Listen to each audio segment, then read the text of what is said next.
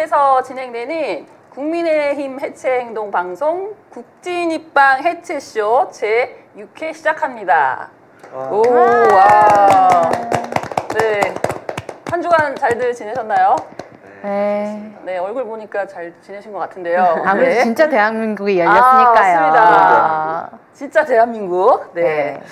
자, 한 주간 잘 지냈으면 정말 기쁜 일이고요. 저는 노세아니 김정아입니다. 자, 오늘도 변함없이 옆에 저와 함께 진행을 해주시는 미대생 임지민입니다. 네. 네, 좋습니다. 그리고 변함없이 오늘도 나와주신 제 옆에는 나라 없다 국민의힘 해체행동 공동 상임 대표 나라 없다님 나와주셨습니다. 네, 안녕하세요. 네, 오늘 나라 없다였는데요. 네. 나라 있다. 어제로 나라 있다로 바뀌었습니다. 그래서 자세히 보시면은 X 친 게 보이실 겁니다. 볼펜으로 해가지고 거의 안 보이네요. 안 보여. 거의 안 보이네요. 너무 안타깝습니다. 다음에는 나라 있다로 바꾸겠습니다. 네, 감사합니다. 네, 급하게 바꿨습니다. 네, 그 옆에는 김재원 사무총장님, 국민의힘 해체행동 사무총장님, 송이 오빠님 나오셨습니다. 네, 안녕하세요. 송이 오빠입니다. 네, 송이는 저 강아지고요. 포메라니안입니다. 매번 소개드리는 것 같은데 다음부터는 이제 강아지는 안 소개드리고 일단 송이 오빠입니다. 네, 참고로 저 송이 오빠 유튜버 하고 계십니다. 네, 사이드로. 송이 이방이라는 유튜브인데요. 강아지 좋아하시는 나 이렇게 부탁드립니다. 홍보 아주 확실하십니다. 깨알 홍보. 네네네. 제가 좀 약간 저도 깨알 홍보 하자면은 네네네. 국민의힘 해체행동에서 지금 국민의힘 해산을 위한 우리 그 국민 추진단을 뽑고 있고 모집하고 있고 뽑는 건 아닙니다. 모집하고 있고 다 하실 수 있습니다. 그리고 저희 1000만인 서명운동 돌입했습니다. 그래서 그 국민의힘을 해산시키는 것도 결국 국민이 해야 되는 거 아니겠습니까?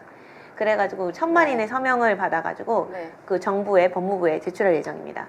그래서 이재명 우리 사이다 국민 주권 정부 이재명 대통령께서 아니 국민들 1000만 명이 원하는데 해산 안 시킬 수 없다. 그래서 헌법재판소에 당당하게 해산 청구를 요구하고 저희가 또 헌법재판소 앞에서 미친 듯이 시위해가지고 시위해서 이번에 파면시킨 것처럼 똑같이 그렇게 해서 해산 정당 해산시켜 버려야 된다. 네, 그것을 위한 활동을 하고 있습니다. 네, 현재 몇 명 모였죠? 지금 현재 한 3만 7천 명 정도 모였고 국민 추진단은 한 250명 정도. 오늘 400명을 목표로 한번 가보도록 해야 될 것 같네요. 저희 이제 서울의 소리 지금 보면은 댓글로 해가지고 링크가 있거든요. 그래서 여기 많이 참여해 주시면 너무 감사하겠습니다. 네, 많은 참여 부탁드리겠고요. 먼저 아주 기쁜 소식인데요. 제 27대 대통령 21대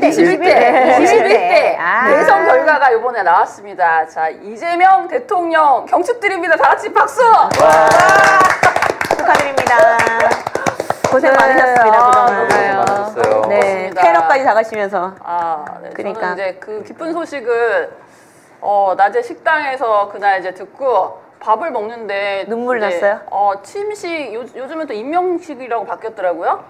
바뀌었는데 이제 그 광경을 이렇게 TV 있잖아요. 마침 이제 MBC를 틀어놓으셔서 흐뭇했어요. 그런데 이제 딱 보는데 그 침식을 이렇게 흐뭇하게 바라보는데 진짜 너무 뭉클했어요. 눈물 났죠. 다들 그러셨죠. 네. 그리고 이게 임명식으로 바꾼 게 이재명 그 대통령께서 나는 임명당 된 거다. 국민들에게. 이래서 침식이 아니고. 그렇죠. 그래서 이재명 대통령의 철학에 의해서 바뀐 거지 그 전에 대통령들은 안 그랬다 안타깝게도.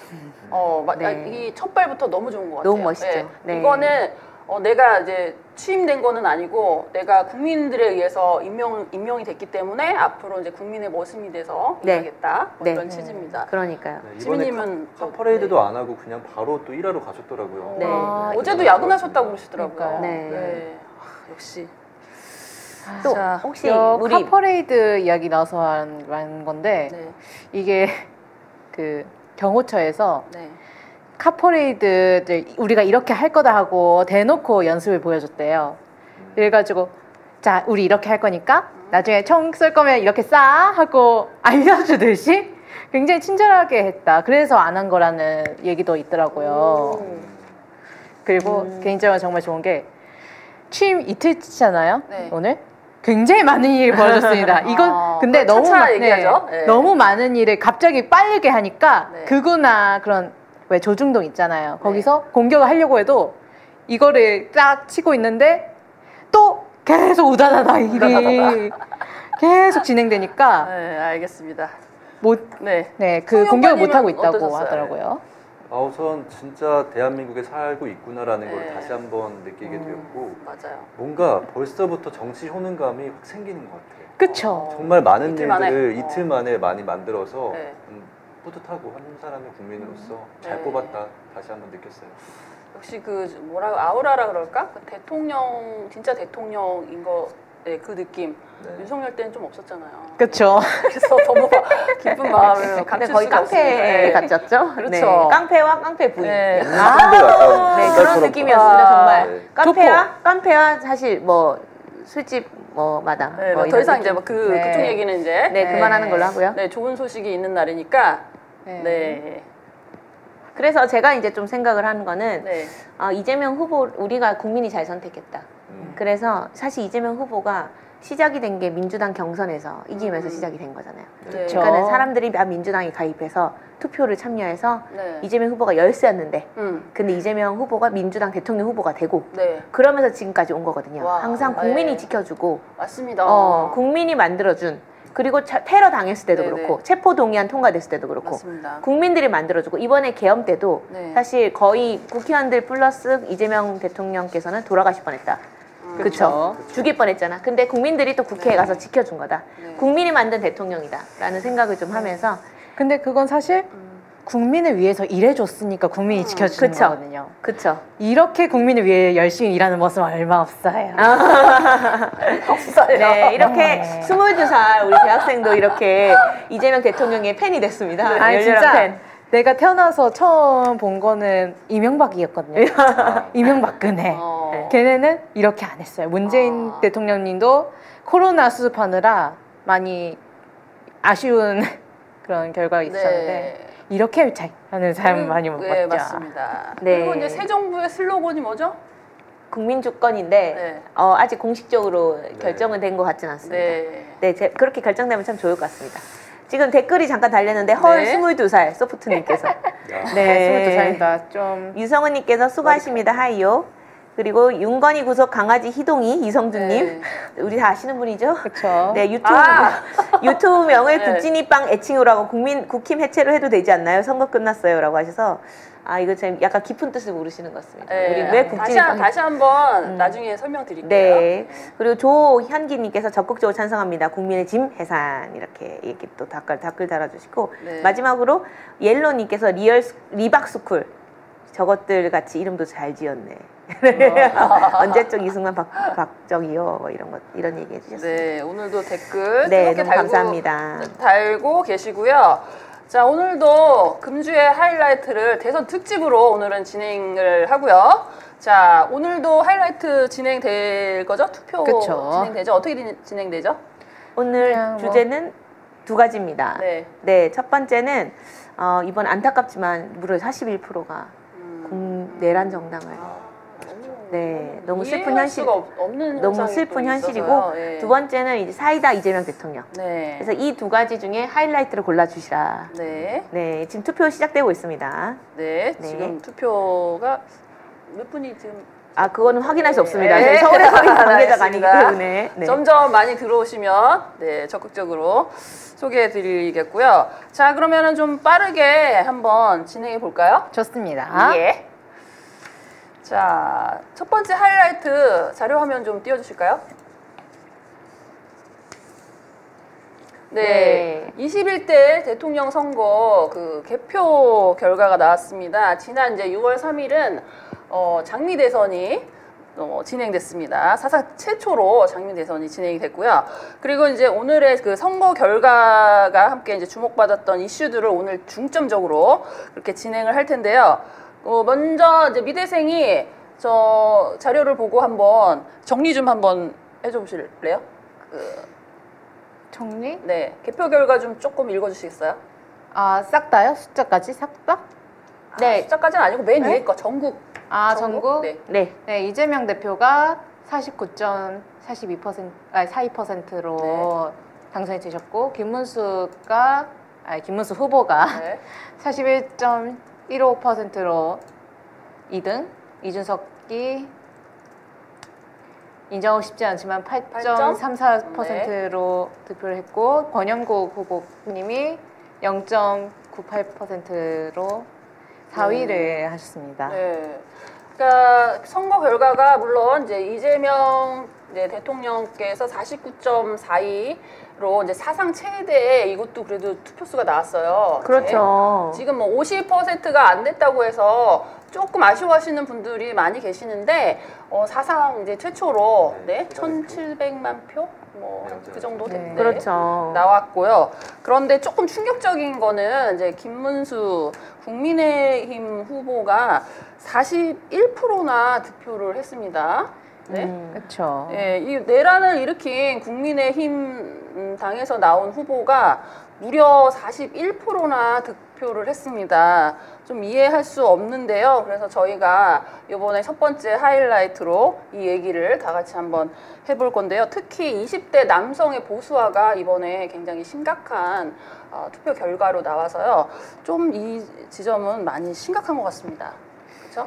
아, 근데 사실 저나 제 또래 여자애들에게는 별로 충격적이지가 않은 게 저희가 중학교 때부터 고등학교 때부터 뭐 대학교까지 남자애들 중 목소리가 큰 애들은 거의 다 극우적인 말을 많이 뱉었습니다.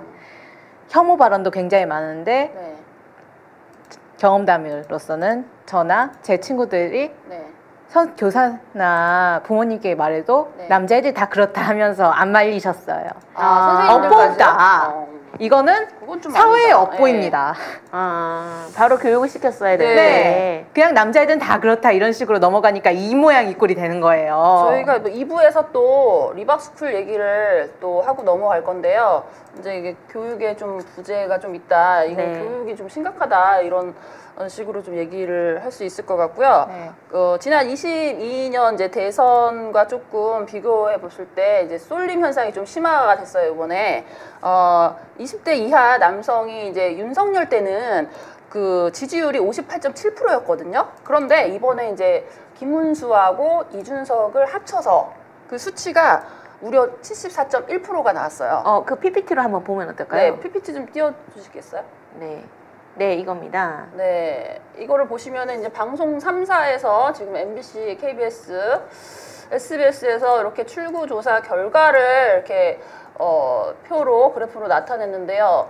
일단 이제 이재명 이제 대통령 대신 이재명 대통령과 김문수, 이준석 후보자 간에 이렇게 득표율을 봤을 때 지금 20대 남자의 지금 막대 그래프를 봤을 때 지금 뭐 이재명 대표는 24, 이재명 대통령은 24인데 그 빨간 것과 지금 주황색 이준석과 합쳤을 때 지금 무려 70%가 이렇게 나온 결과, 좀 너무 놀라운 것 그래서 같아요. 저는 이제 여기서 좀 주목했던 게 70대 이상이 그래도 이재명 대통령 후보 지지율이 지금 이게 출구조사는 정확한 게 아니잖아요. 그렇죠. 근데 아직 득표율이 안 났어요. 세대별.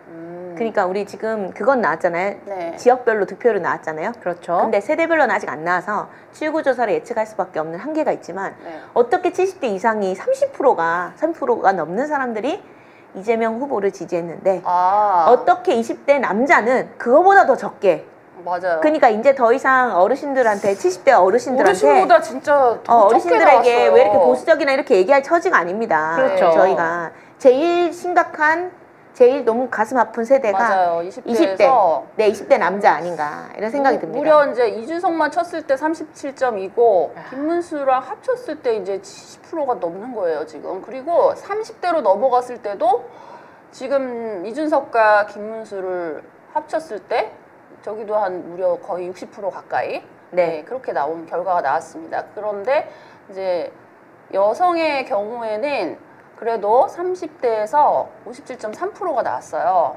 그리고 20대에서는 58.1% 비교적 높게 나왔어요. 그런데 이제 40대로 갈수록 점점 이제 지금 빨간 그래프가 줄어드는 40, 50대는 줄어드는 양상이잖아요. 그런데 20대하고 30대는 많이 심각하다. 보수화가 이미 이제 진행되고 있다. 심각하니까는 이제 좀 분석해야 될 부분은 뭐냐면 40대 저게 사실 정상이거든요. 네. 대한민국에서 네. 저렇게 생각하는 게 정상이잖아요. 그렇죠. 근데 지금 보면은 40대, 50대 제외하고는 저 정도가 아직 안 되고 있다. 그게 제가 정확히 40대 아니겠습니까? 네. 제가 그쵸? 이제 2000년대 학번으로서 저희 네. 때는 그나마 대학교나 이런 데서 학생회가 네. 활동도 많이 하고 네, 학생운동이 그렇죠. 많이 활성화돼 있었고 50대에도 하더라도 90년대에도 학생회가 많이 활성화돼 있었어요. 네. 그리고 대학생들이 너도 나도 다 대학교로 가는 분위기였기 때문에 대학교 간 친구들은 적어도 이런 민주주의라든가 뭐 등록금 인상 반대라든가 이런 것들 같이 함께 맞아요. 하고 같이 목소리 내고 이랬던 연대의 그쵸. 그런 경험이 있거든요. 40대, 50대는 그래요. 네. 근데 30대부터 급속도로 줄어들었습니다. 네. 네, 2010년대 학번들, 그다음에 지금 2020년대 학번 애들이 정확히 네. 20대인 거잖아요. 그렇죠. 거기는 거의 소위 말하면 대학생 운동이 다 무너졌죠. 네. 네, 그러다 보니까 이게 급속도로 많이 줄어든 게 아닌가. 근데 그나마 좀 저희가 이제 주목해야 될 거는 여성들이다. 그래서 그나마 30대 여성들이 57%, 그다음 20대 여성들은 58%나 지지해준다는 것 자체가 의미가 있지만 네. 저희의 어째 교훈은 2030이 어떻게 하면은 좀 더 이 내란 정당의 본질을 알게 할 수 있을 것인가. 네. 그러니까 민주당이 마음에 안 든다고 해서 민주당이 마음에 안 드는 게 있을 수도 있거든요. 그렇다고 내란 정당을 찍으면 안 됩니다. 그렇죠. 차라리 네. 권영국 후보를 찍거나 그렇게 해야 된다고 생각하거든요. 그러니까 20대, 30대도 그렇지만 이제 내란 정당, 내란 청산을 했어야 되는데 그게 많이 안타깝고요. 퍼센테이지로 봤을 때 지금 김문수, 이준석 합쳐서 15%가 올랐고요. 30대 남성도 7.5%가 상승을 했습니다. 그게 네. 언제에 비해서 언제 올랐다는 건지. 그건 이제 윤석열 네, 정권에 오히려 비해서? 윤석열 때 네. 비해서 오히려 2030 남자들은 더 올랐다는 거잖아요. 그죠? 네. 그렇죠. 근데 여기서 주목해야 될 부분은 뭐냐면 3년이 지났다는 거예요. 그럼 20대는 30대가 되고 10대가 20대가 됐다는 거거든요. 그렇죠. 그럼 여기서 주목해야 될 건 10대가 대단히 네. 10대 교육이 대단히 위험하다. 맞습니다. 네, 그래서 리박스쿨이 되게 중요한, 주목해야 되는 그래서 부분이다. 리박스쿨에서 어린 그 초등학교 학생들부터 그렇게 이제 세대 교육을 시키는 게 다행히 발각이 났어요. 네. 그게 발각나지 않았다면 정말 심각한 어린 층에서부터 보수화가 이제 계속 진행됐다고 네, 할 수 있겠습니다. 그리고 아까 그 그래프에서 좀 지금 댓글 좀 확인해 주시겠어요? 네. 네.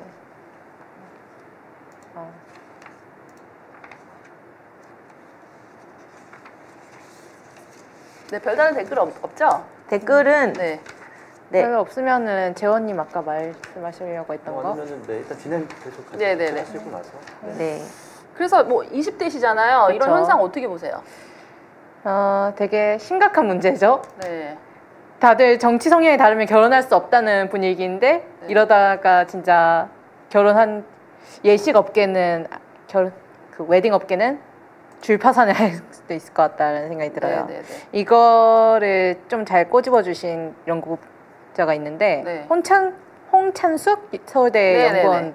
연구원님, 이분이 2030 남성들이 사회 불평등의 원인을 금수저가 아니라 왜 그런 사람들 있잖아요. 노동자를 부려먹는 그런 사장들 이런 네, 데서 사용자. 찾는 게 아니라 또래 여자애들에게서 저 여자애들이 우리 직장 다 빼앗아 가고 있다면서 차별을 네, 다 저희한테 원인을 찾고 있다는 거죠. 그러니까 요지는 지금 지민님의 요지는 그러니까 20대 남성들이 우리 같은 또래 여성들에게 화살을 일자리- 돌리고 있다는 거죠. 일자리 뺏는 당사자로 네. 예, 그렇게 돌리고 있다는 거예요. 그쵸? 네. 그러니까 세대 간, 그러니까는 성별 간 갈등을 증폭시키고 있다. 그렇죠. 네. 일자리뿐만이 아니라 네. 모든 부분에서. 네, 뭐 학교라든지 그러니까 뭐, 결과적으로는 네. 구조적인 문제다 이렇게 볼 수가 있을 것 같습니다. 반면에 이제 여성 연령대에서는 20대 이하 여성이 58.1% 그리고 30대 여성이 57.3% 그래도 이재명 후보를 지지를 했습니다. 네, 이거는 좀 바람직한 현상인 것 같은데요. 자, 그럼 특히 이제 성별 간의 그 격차를 얘기를 했고, 금제 아까 이제 금수저라는 것이 아니고 뭔가 이렇게 차별을 당해서 네, 네. 그런 거라고 화살을 좀 돌렸는데요. 네. 그래서 전문가 의견은 다소 이제 차별과 혐오보다는 뭔가 연대를 통해서 바꿀 수 있는 그런 경험을 토대로 한 그런 정책적 제공을 제안을 했어요. 근데 저는 이러면은 좀 뭐 착한 말이긴 한데 뭐 결론은 그냥 정책적으로 잘하면 된다 이렇게 얘기를 하는데 그거는 어떻게 정책적으로 잘해야 되는지 그게 이제 관건인 것 같습니다. 그러니까요. 저는 사실 정책적으로 뭐 걔네들 위해서 교육을 시켜준다기보다는 걔는 사실 법의 매를 맞아봐야 합니다. 법으로 처벌을 강력하게 해야 한다. 그러니까 물론 네, 극우적인 댓글을 달면서 사람들 선동하는 애들이라든가 뭐 가로세요 연구회나 뻑가처럼 좀 가짜 뉴스를 퍼뜨리는 유튜버라든가 이런 애들도 법의 철퇴를 좀 맞게 하고 네. 좀 성범죄 이런 걸 일으키는 애들도 제대로 처벌을 하고 네. 강력한 처벌, 손방망이 네. 말고 이제 강력한 처벌을 원한다. 우리 또 30대이신 네. 갑자기 네. 딱 이쪽으로 30대라고 얘기하니까 갑자기 동공이 흔들렸어. 저는 물론 30대 분들, 2030 분들의 그런 보수화 자체가 좀 개인의 뭐 일대화 이런 것도 분명 있겠지만은 그것보다도 현실을 살기가 좀 힘들어졌다. 네, 그래가지고 이제는 진짜 민주당이 이재명 정부가 들어서면서 일자리 창출이라든지 네. 아니면 부동산 문제를 해결한다든지 네. 이런 근본적인 해결책이 있지 않으면은 이제 2030이 계속 고착될 수가 있다. 그런 쪽으로 계속 방향을 나가서 좀 개선해 나갔으면 좋겠어요. 네. 구체적으로 이제 실질적으로 현실적으로 어떤 대안을 마련할지 네 그럴 것 같아요. 40대는 또 어떠세요? 저도 사실은 아까 얘기했던 것처럼 네. 그 연대의 차별과 혐오보다는 연대를 통해 무엇을 바꿀 수 있다는 그런 경험이 되게 중요하다 이렇게 생각을 했는데 뭐냐면 지금 20대, 30대 가장 큰 문제는 일단 일자리 문제, 네, 그 다음에 이제 살 집이 없다는 문제. 아. 그러니까 결혼을 해도 살 곳이 없다. 그러니까 여자친구가 있어도 결혼을 쉽게 못해요. 그죠? 집을 구해와라 이런 압박이 좀 있다는 거예요. 네. 집값이 또 워낙 네, 올랐고. 그러니까 네. 이런 문제들. 그다음에 이제 세 번째는 사실은 청년들이 뭔가 마음 놓고 꿈을 펼칠 수 있는 환경이 아니에요. 예를 들어 창업을 한다든가 네. 내가 하고 싶은 일을 한다든가 이런 걸 했을 때 국가적 지원이 거의 없어요. 그러니까 나는 내가 꿈을 키우고 싶어도 거의 포기한 채 살아가야 되고 네. 그리고 또는 일자리를 구해도 그 일자리에서 나는 하고 싶은 게 아니고 억지로 하는 것 같아서 네. 자기감이 빠져들면서 결국 그만둔다든가 그리고 또 이 고용 직장 생활이라는 문화 자체가 네. 적응이 좀 잘 안 되는 거지. 네. 그러다 보니까 많이 힘들어하고 부당한 일을 당했을 때 대우를 어떻게 대응해야 될지도 모르고 네. 결국은 이런 문제들의 본질은 뭐냐면 네. 2030 청년들이 주인이 돼야 됩니다. 우리 사회. 그러니까 내가 부당한 일을 당하고 내가 힘들어. 그러면은 내가 고립이 되는 게 아니고 나도 목소리를 내고 실천해서 세상을 바꾸는 경험을 해봐야 된다는 거예요. 네. 그러기 위해서는 청년들의 모임이 필요하다. 그런 청년들의 광범위한 네트워크가 필요하고 거기서 같이 목소리 내서 우리 집이 필요하다. 청년 실업 문제, 청년 일자리 필요하다. 이런 목소리 내야 된다는 거예요. 네. 이게 참고로 제가 이제 10년도 넘었는데 10년 전에 네. 한국 대학생 21세 한국 대학생연합이라고 대학생 단체에서 정책위원장 활동을 하면서 정선위원장 하면서 네. 제가 전면에 얘기했던 거는 네. 우리 지금 등록금 문제, 반값 등록금은 어느 정도 국가 장학금으로 해결됐다. 우리의 다음 과제는 청년 실업이다. 청년 실업 해결하지 않으면 청년들 일자리 정말 심각해진다. 이거 국가가 책임져야 된다. 이렇게 대학생들 많이 배출시켜 놓고 국가가 대학생들 채용 안 되게 만드는 거가 문제다. 그래서 청년 실업 문제 해결하라는 시위를 운동을 전면적으로 펼쳐야 된다. 이거를 제가 이제 제안을 했었어요. 적극적으로. 진짜요? 네, 제안했는데 그때 이게 사실은 좀 확대했어야 되는데 제 능력 부족으로 시위가 모여도 한 200명 모이고 100명 모이고 이래서 아무도 호응해주지 않고 약간 저만 얘기하다 끝난 요런 너무 슬픈 현실이 있었는데 뭔가 전개할 때 네. 조금 이제 더 푸시하는 그런 게 좀 저의 능력 부족으로 해서 그랬나? 잘 진행되지 못했는데 저는 그때 제가 좀 더 설득을 해서 네. 그 당시 대학생 단체 그 지도부들한테 좀 얘기를 해서 네. 청년 청년 실업 문제 청년들이 목소리 내면서 일자리 달라 네. 이렇게 당당하게 얘기했어야 했다고 생각해요. 집을 달라 일자리 달라 이렇게 조금 그때 더 구체적으로 10년 전에 이미 생각하게. 운동을 했어야 했다. 이제 이재명 정부로 바뀌었으니까 이제부터 이제 운동을 하시고 적극적으로 대표님이 참여하셨으면 좋겠고요. 네. 옆에 계신 이제 송이 오빠는 주변에 그러면 친구분들이나 이제 지인들 봤을 때 비슷한 연령대 그러면 현실적으로 이렇게 어려움을 겪고 있나요? 우선 제가 20대 때가 얼마 전이긴 했잖아요. 그때 네. 이제 뭐지? 2030 세대들이 네. 어떻게 좀 극우화가 되는지를 좀 주변에서 좀 느꼈는데 이제 대학교 때 이런 좀 강하게 의견을 이야기하는 사람들이 있어요. 좀 극우 이제 2030 세대들이 있는데 그런 친구들이 목소리가 좀 세요. 그렇죠. 그러다 보니까 사실 그래요? 현실이 살기 바빠지면은 정치에 대해서 관심을 가지기가 어렵거든요. 네. 주관이 조금 부족할 수가 있는 상태에서 네. 그런 이야기를 들었을 때는 네. 휩쓸려 갈 수가 좀 있어요. 그래서 제 주변 친구들이 그치. 그렇게 많이 변했어요. 아, 그런 진짜요? 목소리가 센 친구들의 의견에 집단 동조화되는 현상이 있어가지고 아. 그렇게 좀 휩쓸려가는 그러면 경향이 그때 있었죠. 20대 친구들이 주변에 그런 강한 보수화된 친구들에 의해서 좀 영향을 받았다? 네, 많이 받았습니다.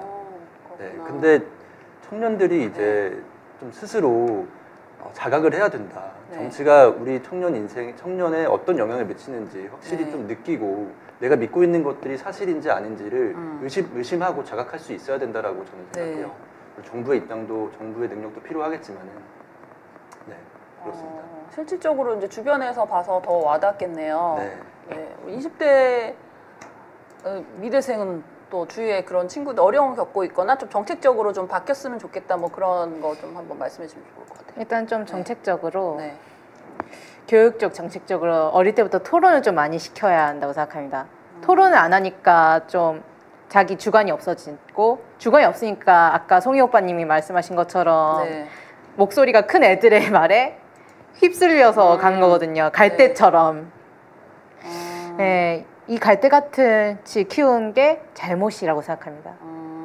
교육 정책의 잘못이다. 교육 정책, 여러 가지 네. 정책, 구조적인 그런 것 현상들을 좀 네. 바꾸는 적극적인 그런 정책이 필요하다. 네, 토론 수업과 서술형 확대시켜야 한다라고 서술형. 생각합니다. 구체적이다. 서술형이나 아. 논술형. 미대생을 정치계로 우리 밀어줍시다. 그러니까 저는 네. 요약해보면은 그 이준석의 혐오 정치가 지금 주류 정치를 좀 침범하는 상황이 되고 있잖아요. 그렇죠. 네, 그럴 때 그냥 단순히 20대 남성들의 극우화라고 이 문제를 일축시키면 안 되고 우리가 이 청년들의 생존의 문제라고 바라봐야 된다. 실제로 청년들의 삶을 개선시킬 수 있어야지 네. 청년들이 변화할 수 있다. 네, 저는 또 그렇게 좀 느껴지더라고요. 뭐 이제 극우화라고 단순히 밀진 말고 그 외에 그런 현상들이 있었는지 원인을 일단 찾고 네. 대안을 마련하자 이런 의미인 것 같습니다. 자, 여기 이제 하이라이트 1은 이제 이렇게 마무리 짓고요. 네, 이번에는 더 하이라이트 2를 할 텐데요. 뭐 계속 얘기하고는 쉽지는 않지만 그래도 이제 조금 후보자들 중에 이슈화가 된 문제라서 저희가 또 한번 짚고 넘어가겠습니다. 두 번째는 그 이준석의 득표율을 저희가 한번 짚고 넘어가 보겠습니다. 이준석이 이번에 그 원하던 10%를 못 넘었어요. 채웠죠. 그럼 어떻게 되죠? 네, 이 선거비를 네. 보전받지 못합니다. 네, 와우. 네. 3, 40억 하죠? 그렇죠. 40억 정도 하죠? 네, 월 요새 30억으로 네. 알고 있어요. 네. 요새 성매매 업자에게도 돈을 못 줄 만큼 쪼들리시는 것 같던데. 네. 근데 뭐 지금 논란이 많이 되고 있고 이제 쏙쏙들이 그 이제 진위 여부가 가려질 텐데 네 그런 상황이고요. 그런데 이제 이 선거 보전 이제 비용이 아까도 말씀하셨듯이 득표율에 따라서 결정이 되거든요. 그래서 10% 이상 기록한 후보에게는 선거 비용 절반이 보전이 되고요. 15% 이상 기록하면 전액을 국고에서 보전을 해줍니다. 그러나 이준석은 어떻게 됐죠? 7.7%. 네, 7.7%라서 네, 안타깝게 안타깝진 보전을. 않지만. 네, 그냥 말은 안타깝게 하겠습니다. 실제로 이제 정의당 같은 경우에는 심상정 후보가 그때 어떻게 됐죠? 보전을 받았나요? 아니요, 못 받았죠. 네. 네. 근데 이제 심상정 후보는 이례적으로 그때 이제 지켜주지 못해서 미안하다. 그러니까 그 당시 이재명 후보를 찍었던 사람들이 후원을 많이 해줬어요. 그래서 이제 많이 상당히 보전을 좀 됐고 이번에 네. 참고로 권영국 후보도 똑같은 상황이다. 네, 기사 그쵸. 봤는데 엄청 나던데요. 네. 맞아요. 14억인가? 네. 네네 오히려 더 이렇게 밤새 13억이 모였다고 합니다.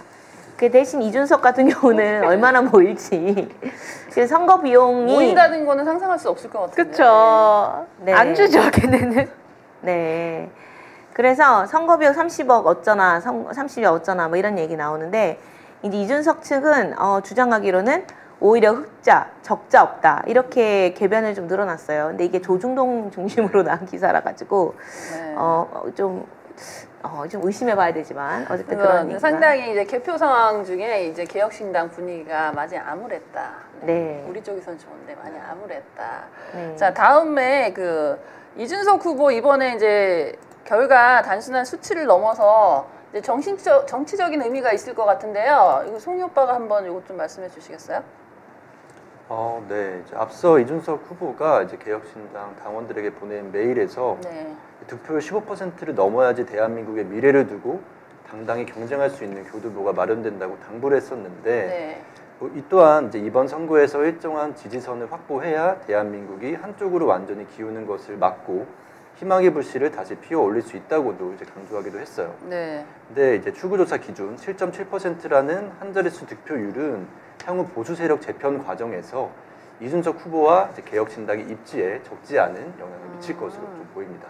네, 소멸해야 된다고 생각합니다. 네. 그렇죠. 네, 사실 소멸해야죠. 네, 사실 이 정도 체급이 된 게 기적인 네, 정당입니다. 맞습니다. 이 정도 체급이 되면 안 되는 사람이죠. 그렇죠, 맞아요. 그렇죠. 네, 성희롱범 아닙니까? 맞습니다. 네. 대국민 네, 성희롱범인데. 네, 성폭력범. 네. 네, 이렇게 볼 수 있겠습니다. 자, 뭐 이제 파본 김에 이게 이번 선거에 선거 비용 뭐 구체적으로 어느 정도인지 그것도 잠깐 짚고 한번 가볼까요? 네. 네, 선거 비용이 잠깐만요. 네, 이게 어느 한 정도인지 기억하시는 분? 500억 정도 되지 않나요? 이번 대선에? 네, 선거 비용? 588억. 네, 맞습니다. 네, 그리고 20대 대선보다 한 75억 정도, 14.7% 증가했는데 이게 뭐냐면 이번 대선 선거 비용 제한액입니다. 제한. 네, 선거 비용이 아니고 선거 비용 제한액. 네. 네, 그러니까 이거 이상은 쓰는 거는 하면 안 된다. 네. 근데 대신 10% 이상 충족한 후보에게 선거 비용 보전해줘서 네. 전체 보전금은 1,155억. 1,155억. 네, 달할 거다. 이렇게 되는 겁니다. 20대 대선 때도 윤석열, 이재명 후보가 각각 400억대 보전 받았고 어쨌든 588억까지는 보전해준다. 이런 거였습니다. 네. 네, 맞습니다. 이번에 이제 21대 대통령 이제 선거 이후에 이제 6.3 대선은 여러 면에서 정치사적으로 큰 의미가 있었다고 볼 수 있는데요. 헌정사상 최초의 6월 이제 조기 대선이었고요. 대통령 탄핵 이후에 또 치러진 조기 대선이었다는 것이 굉장히 특징적이라고 볼 수 있는데요. 이준석 후보의 같은 경우에는 국민의힘과 단일화 제안을 마지막까지 거부를 했습니다. 그래서 끝까지 자기는 완주를 하겠다. 네, 이렇게 나와가지고 10% 보전 끝끝내 못 받고 기준선을 넘지 못하면서 정치계에서 이제 좀 재정적으로 아주 큰 타격을 이제 부담을 입고 좀 정치계에서 이제 서서히 빠이빠이 해야죠. 흐릿해지지 않을까? 네, 이런 생각입니다. 근데 이제 그런 이재명 정부 첫날부터 이제 당선되시면서 굉장히 이재명 대표가 그 공약도 좋은 공약도 많이 내시고 정책적으로 어떻게 해야 되는지 미래 비전을 많이 이렇게 설계하시고 또 이게 진행하실 거라고 보는데요. 뭐 이런 기대감이나 이런 것들이 있을 거 아니에요. 좀 각자 어떤 기대감이 있는지 좀 말씀해 주시면 좋을 것 같아요. 그래서 이게 지금 그 이준석이란 존재를 일단 언론에서는 보도하면 안 된다. 성희롱범이기 때문에. 그리고 이재명 후보가 어떤 활동을 하는지가 국민에게 굉장히 영향을 미치기 때문에 이재명 대통령이 네. 이재명 대통령 중심으로 언론이 보도를 해야 된다. 그것이 언론의 의무다. 그런데 또 오늘도 보면 조중동이 또 이렇게 막 뭐라 했어요? 올해 이제 이준석 네. 오히려 흑자 났다. 흑자? 네, 부모님이 용돈 주셨나요? 어디에서 흑자가 났어요? 개혁신당이 후원금을 너무 많이 받아서 오히려 흑자 났다. 이런 거를 또 조중동 중심으로 집중적으로 또 보도를 했습니다. 저희가 지금 그럴 리가 이준석 없을 텐데. 그러니까요. 저희가 이준석에 대해 관심이 없어요, 사실은. 네. 저희가 이걸 굳이 다루는 이유는 빨리 퇴출시키라고 다루는 그렇습니다. 겁니다. 원래 우리 관심이 없어요. 네. 그럼 왜 언론에서 자꾸 다루는지 이해를 할 수가 없습니다. 그러니까요. 우리는 국민의힘 해체 행동인데 개혁신당까지 해체시켜야 하는 상황이 오고 있습니다. 네, 성희롱범이 있는 구제. 개혁신당까지 네. 해체시켜야 구제 한다. 개혁신당 일이 늘어나고 있어. 그래서 어떻게? 제가 당부드리고 싶은 거는 이재명 대통령에 대한 기대가 매우 큰 만큼 이재명 대통령 중심으로 보도를 좀 해달라. 이걸 말씀드리고 싶습니다. 서울의 소리 보도 부탁드립니다. 서울의 소리는 이미 많이 장 보도하고 PD님 있어. 보도 부탁드립니다. 네. 저는 이번 대선에서 하나 아쉬운 게 좀 있다면은 국민의힘이 40을 넘긴 건데 왜냐하면 이게 국민의힘 의원들이 이걸 보고 약간 선전했다라고 생각하는 사람들이 있는 것 같아요. 그러니까요. 대부분 네. 그렇게 생각하고 있어요. 네. 그래서 이 패배에 대한 심각성을 좀 숨기게 될 수 있고 마치 진통제를 맞아서 통증을 느끼지 못하는 상황처럼 느껴질 수가 있어요. 마약을 한 것처럼. 네, 그래서 내란 특검법을 이번에 발행했는데 이번에 통과시켰는데 네. 확실하게 내란범들 처벌하고 또 국민의힘이 자체적으로 좀 사라지거나 아니면은 좀 변화가 되었으면 좋겠다라는 생각이 좀 큽니다. 그래서 관련해서 또 국민추진단이랑 국민의힘 해산운동 소개도 한번 해주시면 한 번 다시 한 번 더. 네, 링크에 돼 있을 텐데. 네, 그 저희 자료화면 살짝 보여주시면 감사하겠습니다. 네, 이참에 이제 우리가 진짜 대한민국을 위한 또 하나의 투표입니다. 네. 네, 또 하나의 투표라고 생각하시면 됩니다. 저희가 그 이재명 후보 대통령님 그 득표수가 얼마였죠? 49점. 득표수. 네, 득표수. 네. 득표수 1,700만 1,700. 명. 네, 그러면 1,700만 중에서 1,000만 명이 서명을 받아야 된다. 와우. 좋네요. 네. 약 2분의 1. 네, 700만은 안 하셔도 된다. 1,000만 명 받아보자. 네. 1,700 중에 네. 700만 안 네, 안 된다. 하셔도 되고 1,000만 명 받아보자. 그래서 봐봐요. 12월 7일 날 윤석열 탄핵 소추안 표결 당시 집단 퇴장하는 국민의힘 의원들. 이 사람들 보면은 기분 떡지지 않습니까? 저날 네. 그날 그 추운 날씨에 그 2030 중심 모든 그런 분들이 모이셔가지고 여의도에서 그렇게 외쳤는데 이 국민들의 목소리는 완전히 무시하고 그냥 퇴장해버리는. 이번에 3대 특검법 할 때도 전부 다 퇴장했습니다. 네, 그렇다고 하더라고요. 네, 그리고 이제 제가 하나 더 그 다음 페이지 보여주시겠어요? 20대 대선 분석 중에서 그 지역별로 자 보면은 저희가 어디를 공략해야 되느냐. 자, 저 국민추진단 서명운동 받을 때 어디를 많이 공략해야 될까요? 뭐 경상도 쪽이겠죠. 네. 전남, 전북. 네, 전남, 전북에 일단 가서 이쪽에 있는 사람들이 많이 노출되면 좋겠다. 네, 전남, 전북에서 좀 많이 받아야 되는데 사실 받아야 되니까 다 많이 받으면 좋지만 사실 대구, 경북 이런 데 가서 저희가 목숨 걸고 가서 갑니까? 내란정당 국민의힘 해체 갑니까? 서명 받아야 된다. 가보자고. 가서 받아야 된다. 가보자고. 한번 가야 된다. 네. 이 서울의 가도 소리 좋을 것 할 수 있습니다. 번고레일 버스 타고 가서 서명운동 받아보자는 겁니다. 이 좋은데요? 방송에서 이렇게 번고래 해주실 것 같은데요? 네, 번거래 버스 타고 개구 경북 가서 이 22%를 찾아서 우리가 서명을 받아보자. 그 80%가 반대하면은 그 앞에서 당당하게 내란정당 왜 찍으셨어요? 네, 왜 찍으셨습니까? 대구 경북 잘 될 줄 알고 찍으셨어요? 이렇게 당당하게 여쭤보자. 우리 시민 협박하지 않고 상식적으로 토론을 해보자. 네, 이런 겁니다. 요청해 보겠습니다. 네, 알겠습니다. 심각하게 요청해 보겠습니다. 네, 감사합니다. 가면 제가 질문 공격 좀 해보겠습니다. 네, 질문 공격. 네. 좋습니다. 뭐 예를 들어서 나는 나라가 망해도 새누리당 찍을 거야. 왜 나라가 망하는데 새누리당 찍으세요? 왜요? 정당 뽑는 거 그리고 나라 살려고 뽑는 거 아니에요? 왜 새누리당 뽑으세요? 나라를 죽이려고 하면은 새누리당 뽑으시면 안 되죠. 민주당 뽑으셔야죠. 아니 민주당 말고도 저기 민주노동당 맞죠? 이름을 바꾸셔가지고 헷갈려가지고 민주노동당도 있고 다양하게 정당인데 왜 새누리당 뽑으세요? 아니 새누리당 왜 보세요? 국민의힘인데. 아니 바뀐 것도 모르시면 어떡해요? 뉴스 안 보세요? 너무 많이 바뀌어서. 지금 이제 우리 그 22살 이 대학생이 이렇게 똑똑합니다. 네, 대구 경북 가서 이렇게 제대로 된 투기를 보여주시면 바랍니다. 이름 바꾸기 전에 해체시키는 걸로 하겠습니다. 네, 3개월 안으로 좋습니다. 해체시키는 걸로 좋아요. 하겠습니다. 네. 자, 다음은 그러면 하이라이트 세 번째. 자, 사이자 이재명 대통령. 자, 요번에 대통령이 되시자마자 도시락 국무회의를 여섰습니다. 맞아요. 네, 네, 그리고 자료화면. 이재명 첫 국무회의는 도시락 회의. 메뉴는 김밥 한 줄. 김밥 한 줄로 이렇게 식사를 하시면서 누구와 많이 대조적이에요. 맞아요. 대조적이죠. 33억 썼잖아요, 걔는. 33억 썼는데 33호? 33억. 33억 썼다. 조 아니고 먹는 것과 이것저것 다 해서 33억을 썼다. 게다가 걔는 신라 호텔에서 했어요. 신라 호텔 영빈관에서. 네, 취임식 말씀하시는 거죠? 네, 지금 취임식 말씀하시는 되게 겁니다. 좋네요, 20대라서. 네, 취임식 때 윤석열이 쓴 돈이 33억이었고 그때 신라 호텔에서 했다.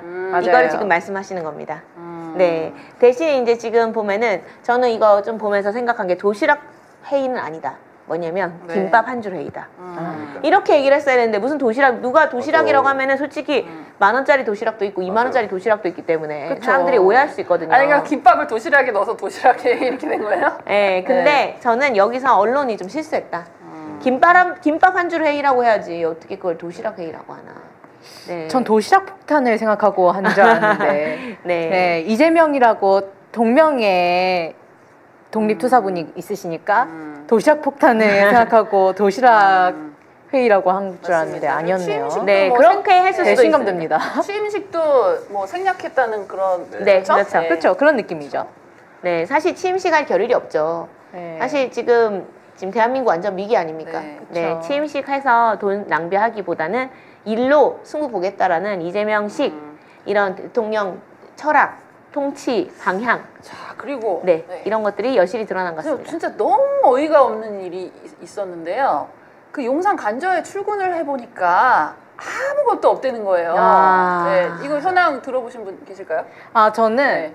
그 인터넷에 누가 올린 게 있었는데 전에 이재명 후보께서 예전 대선이었나? 네. 그때 방송에 나가신 적이 있어요. 그때 집을 한번 까신 적이 있는데 거기 나왔던 책상과 의자가 있었거든요. 네. 그게 지금 용산 관저에 가서 쓰고 계신다.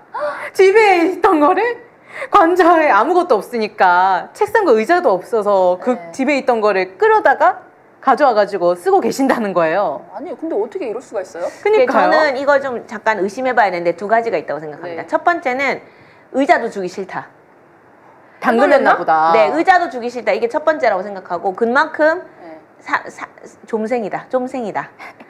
이렇게 볼 수 있겠고 두 번째는 뭐냐면 네. 저는 이게 갑자기 용산으로 옮겼잖아요. 네. 그렇죠. 이 의자, 이 책상 이런 것들이 다 보면은 사실은 뭔가 리베이트가 있었을 것이다. 이게 드러날 수도 있다. 아, 그게 리베이트. 자기네 게 아니잖아요, 이게. 네, 그렇죠. 그리고 나눠줘서 산 건데. 그렇죠. 그런데 그것 때문에 다 없앴다. 증거를 없앴다. 아. 왜냐하면은 그때 이제 분명히 김건희 증거 관련된 인멸사업에서? 데서 업체에서 했거든요. 네. 그러니까 여기서 비리가 엄청나게 많이 있었을 거예요. 야. 그거 다 대조해 볼 수 있거든.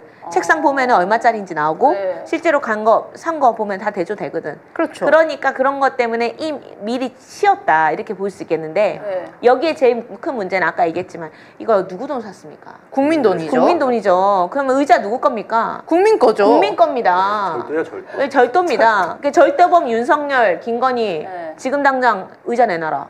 책상 내놔라. 의자 내놔라. 아주 책장 내놔라. 합리적인 의심이 듭니다. 어떻게 생각하세요? 회의 테이블 송교파? 내놔라. 그러니까 이게 진짜 모든 기물은 국민들의 세금으로 한 건데 네. 이거를 가져왔다는 건 진짜 말씀대로 절도라고 생각하고요. 어. 일하러 갔는데 노트북도 없고 프린터도 없고 이게 김병주 의원이 한탄하면서 이야기를 했는데 네, 뭐라고요? 이게 2주 동안 세팅을 다시 해야 된대요. 어. 그만큼 시간이 낭비되는 거잖아요. 그렇죠. 그렇죠. 그리고 돈 너무 낭비지. 아까워요. 네. 프린터를 샀을 거 아니야. 어마어마하다. 그쵸. 네.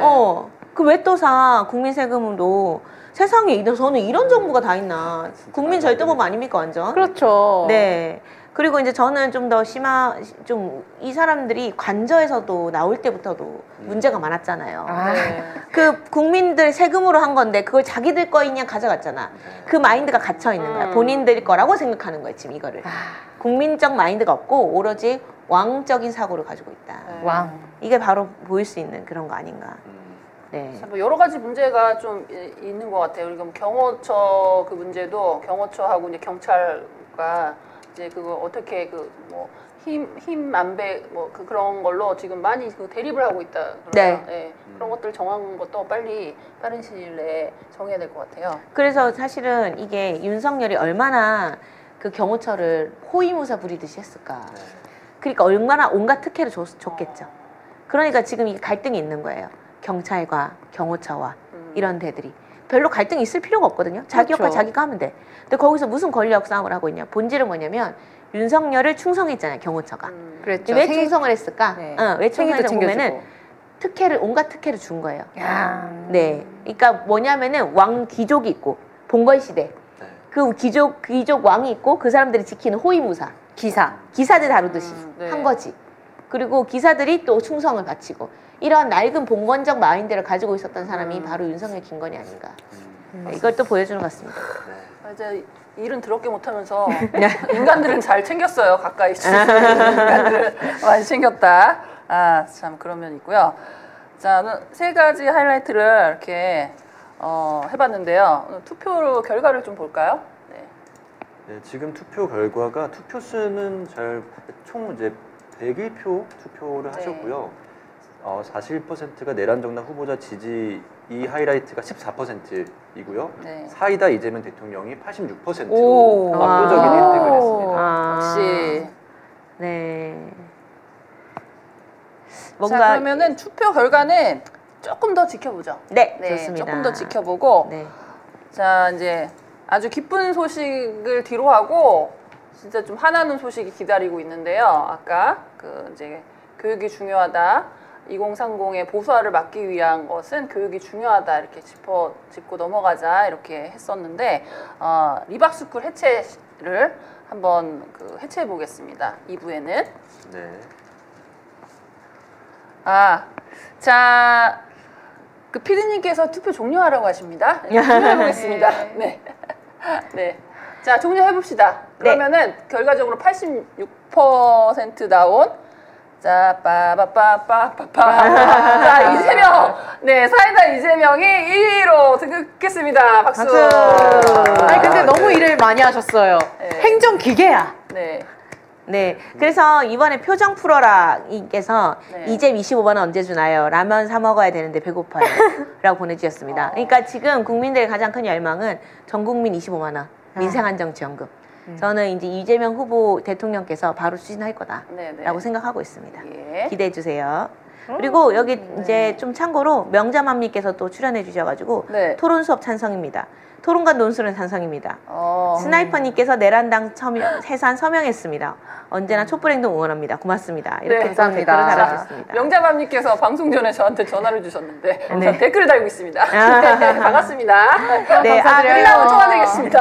네. 저희 저항TV께서 수고하시네요라고 이제 또 응원해 주셨습니다. 감사합니다. 감사합니다. 자, 오늘도 댓글을 많이 달아주고 계십니다. 자, 그러면은 리박스쿨 해체쇼를 진행을 할 텐데요. 근데 너무 이게 진짜 과히 충격적이지 않습니까? 그렇죠. 네, 어떻게 어린애들에게 그런 극우 교육을 걔네들은 조선시대 역사도 모르고 구석기 시대도 모르고 신석기 시대도 모르는데 이승만과 박정희를 국부로 막 세뇌시켜서 한국사를 가르치면은 이게 말이 됩니까? 네. 박정희까지 그렇게 좋게 가르치면은 박근혜도 결국에는 공주자가로 알고 공주자가로. 이게 말이 됩니까? 대한민국에서. 그리고 이제 늘봄 교사라고 방과후 교사를 자격증도 없이 어린 학생들에게 세뇌시키는 세뇌 교육을 이 리박스쿨에서 진행을 했는데 얼굴이 굉장히 이렇게 아주 모범적으로 선생님같이 생기신 송이 오빠는 이 점에 대해서 어떻게 생각하세요? 네. 저는 학부모들 반응들을 좀 봤었는데요. 네. 좀 가장 인상 깊었던 게 제가 지금 손이 떨려가지고 그러는데 아이가 지금 초2 돌봄 교실에 다니는데 얼마 전에 이승만 얘기를 했는데 이상하게 이야기를 했다는 거예요. 뭐라고요? 그러니까 뭐 그것까지 자세히 안 나와 있는데 그러면서 그냥 그때는 잘못 들었겠지라고 넘어갔는데 알고 보니까 이렇게 세뇌 교육을 당했었던 거죠. 진짜요? 그런 댓글들이 좀 여러 개 있는데 그런 것도 보면서 진짜 이거 큰 문제다. 진짜 리박스쿨 진짜 문제다라는 걸 느꼈네요. 네, 정말 충격적입니다. 이거는 정말 악질이라고 생각해요. 그렇죠. 네? 어떻게 어린아이들에게 20대도 아니고 어린 학생들에게 이렇게 보수 교육을 시키고 잘못된 역사관을 주입시켰다는 거는 굉장히 잘못됐다고 생각을 합니다. 약간 분석을 좀 해봐야 될 것 같아요. 이 리박스쿨에 대해서. 이 리박스쿨이 시작된 게 어떻게 된 거냐. 이 늘봄 학교. 이 늘봄 학교가 어떤 학교입니까? 혹시 접해보신? 늘봄 학교? 네. 사실 왠지 동생이 다니고 있을 것 같은. 제 동생은 그런데 한다. 이거 굉장히 기분이 나빠요. 아니 왜냐면 늘봄학교는 다 있어요. 이거는 다 교육을 받는 거야 주위에서. 아 그래요? 그러니까 늘봄학교라는 제도가 있어. 이게 뭐냐면 늘 돌봐주는 학교라는 거라 해서 방과후 학교 같은 거예요. 그 직장 다니는 엄마들이 학원 보내고 해야 되는데 학원 보내는 것도 마음에 안 들다든가 사교육을 안 받게 하고 싶다든가 또는 학원 보내는 게 무섭다는 사실은 이동이 무섭잖아요. 그러니까 학교에서 계속 방과후로 이렇게 교육을 어떻게 보면 합법적으로 진행되는 그런 누가 거거든요. 보면 굉장히 좋은 취지로 진행되고 있는 걸로 보여져요. 그래서 늘봄학교라는 제도가 있습니다. 그게 있고 그거를 공모를 하죠. 공모를 합니다. 그래서 이거 해줄 사람 예를 들어서 저희 애 같은 경우도 유치원에 다니고 있는데 오전에는 정규 선생님이 와서 수업을 해요. 그럼 오후에는 그 다른 선생님이 와서 하루는 체육도 가르쳐주고 하루는 영어도 가르쳐주고 방과후로. 와서 수업을 해주는 거예요. 그런 시스템이에요. 그 시스템이 있고 그걸 입찰을 해가지고 들어오는 거죠. 네. 근데 문제는 뭐냐면 자 봐봐요. 교육청이나 학교에서 어떤 걸 해야 되나 방과후 수업 뭘 하는지를 정확히 알아야지. 그렇죠. 네, 근데 그거를 몰랐던 거예요. 그래서 뉴스탄파가 처음에 밝혀낸 거예요. 댓글을 달고 있는 사람들이 있는데 누구지 하다 보니까 이게 확대가 돼가지고 알고 보니까 학교까지 침투했네. 학교에서 이런 것까지 늘봄학교라는 이유로 늘봄학교 프로그램에 참가해서 수업까지 하고 있었네. 그러면은 이 늘봄학교 요번에 이렇게 적발된 게 학교까지 침투가 된 거예요? 이미? 네, 그렇죠. 늘봄학교라고 하는 거잖아요. 네. 그렇죠. 그래서 문제가 된 겁니다. 네. 그래서 이게 지금 리박스쿨이라는 게 화면 좀 띄워주시죠. 네. 자, 리박스쿨이라는 게 홈페이지가 있습니다. 뭐라고 돼 있냐면은 홈페이지가 리박이 이제 이승만 박정이고 리박스쿨 홈페이지에 들어가시면요. 뭐라고 돼 있냐면은 대놓고 산업화 네, 아래에 산업화를 연구하는 아카데미 단체라고 되어 있어요. 홈페이지 딱 들어가시면은 주니어 역사 교육 교실, 청소년 기업 탐방, 바로 보는 현대사, 독립운동 건국과정 이승만 박정희라고 대놓고 적혀 있습니다. 한일 상생문화연구소, 디지털 플랫폼 연구소 이렇게 돼 있고 자유를 지키고 싶으면 이승만과 박정희를 배우라 이렇게 대놓고 적혀 있고 협력단체들이 자유기업원, 자유민주연구원 이렇게 쭉쭉 돼 있거든요. 그래서 만약에 이제 제가 혹시나 네, 그래서 나중에 보여드릴 수 있으면 기회로 홈페이지까지 보여드리면 좋은데 이게 문제는 뭐냐면 늘봄 학교에 참가했다는 게 정말 충격적인 거죠. 공교육 현장까지 참가했다는 게 제일 큰 문제인 거고 그래서 이제 어떤 학부모가 이런 얘기를 했다고 해요. 초등학교 2학년 자녀의 미술 수업 등 늘봄학교 프로그램에 참가했는데 이제는 안 하고 싶다. 댓글 조작팀을 운영하고 있는 이 구구단체 역사교육 학교 단체가 늘봄학교 프로그램과 강사를 제공했다. 이건 너무 충격적이다. 혹시 이 영상 보신 분 있나요? 리박스쿨? 네. 뉴스타파. 네네 봤습니다. 네, 어떠셨어요? 어떤 느낌이셨어요?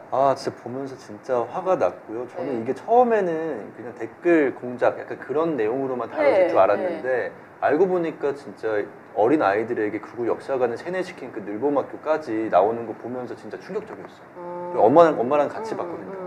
엄마도 진짜 큰 문제다. 이거 학부모들 다 들고 일어날 거다. 이렇게 말씀하시더라고요. 나 마치 북한을 보는 느낌이었어요. 아니 그래서 이게 뭐냐면 원래 기존에 방과후 학교가 있잖아요. 거기에 돌봄 프로그램 같은 게 있었어.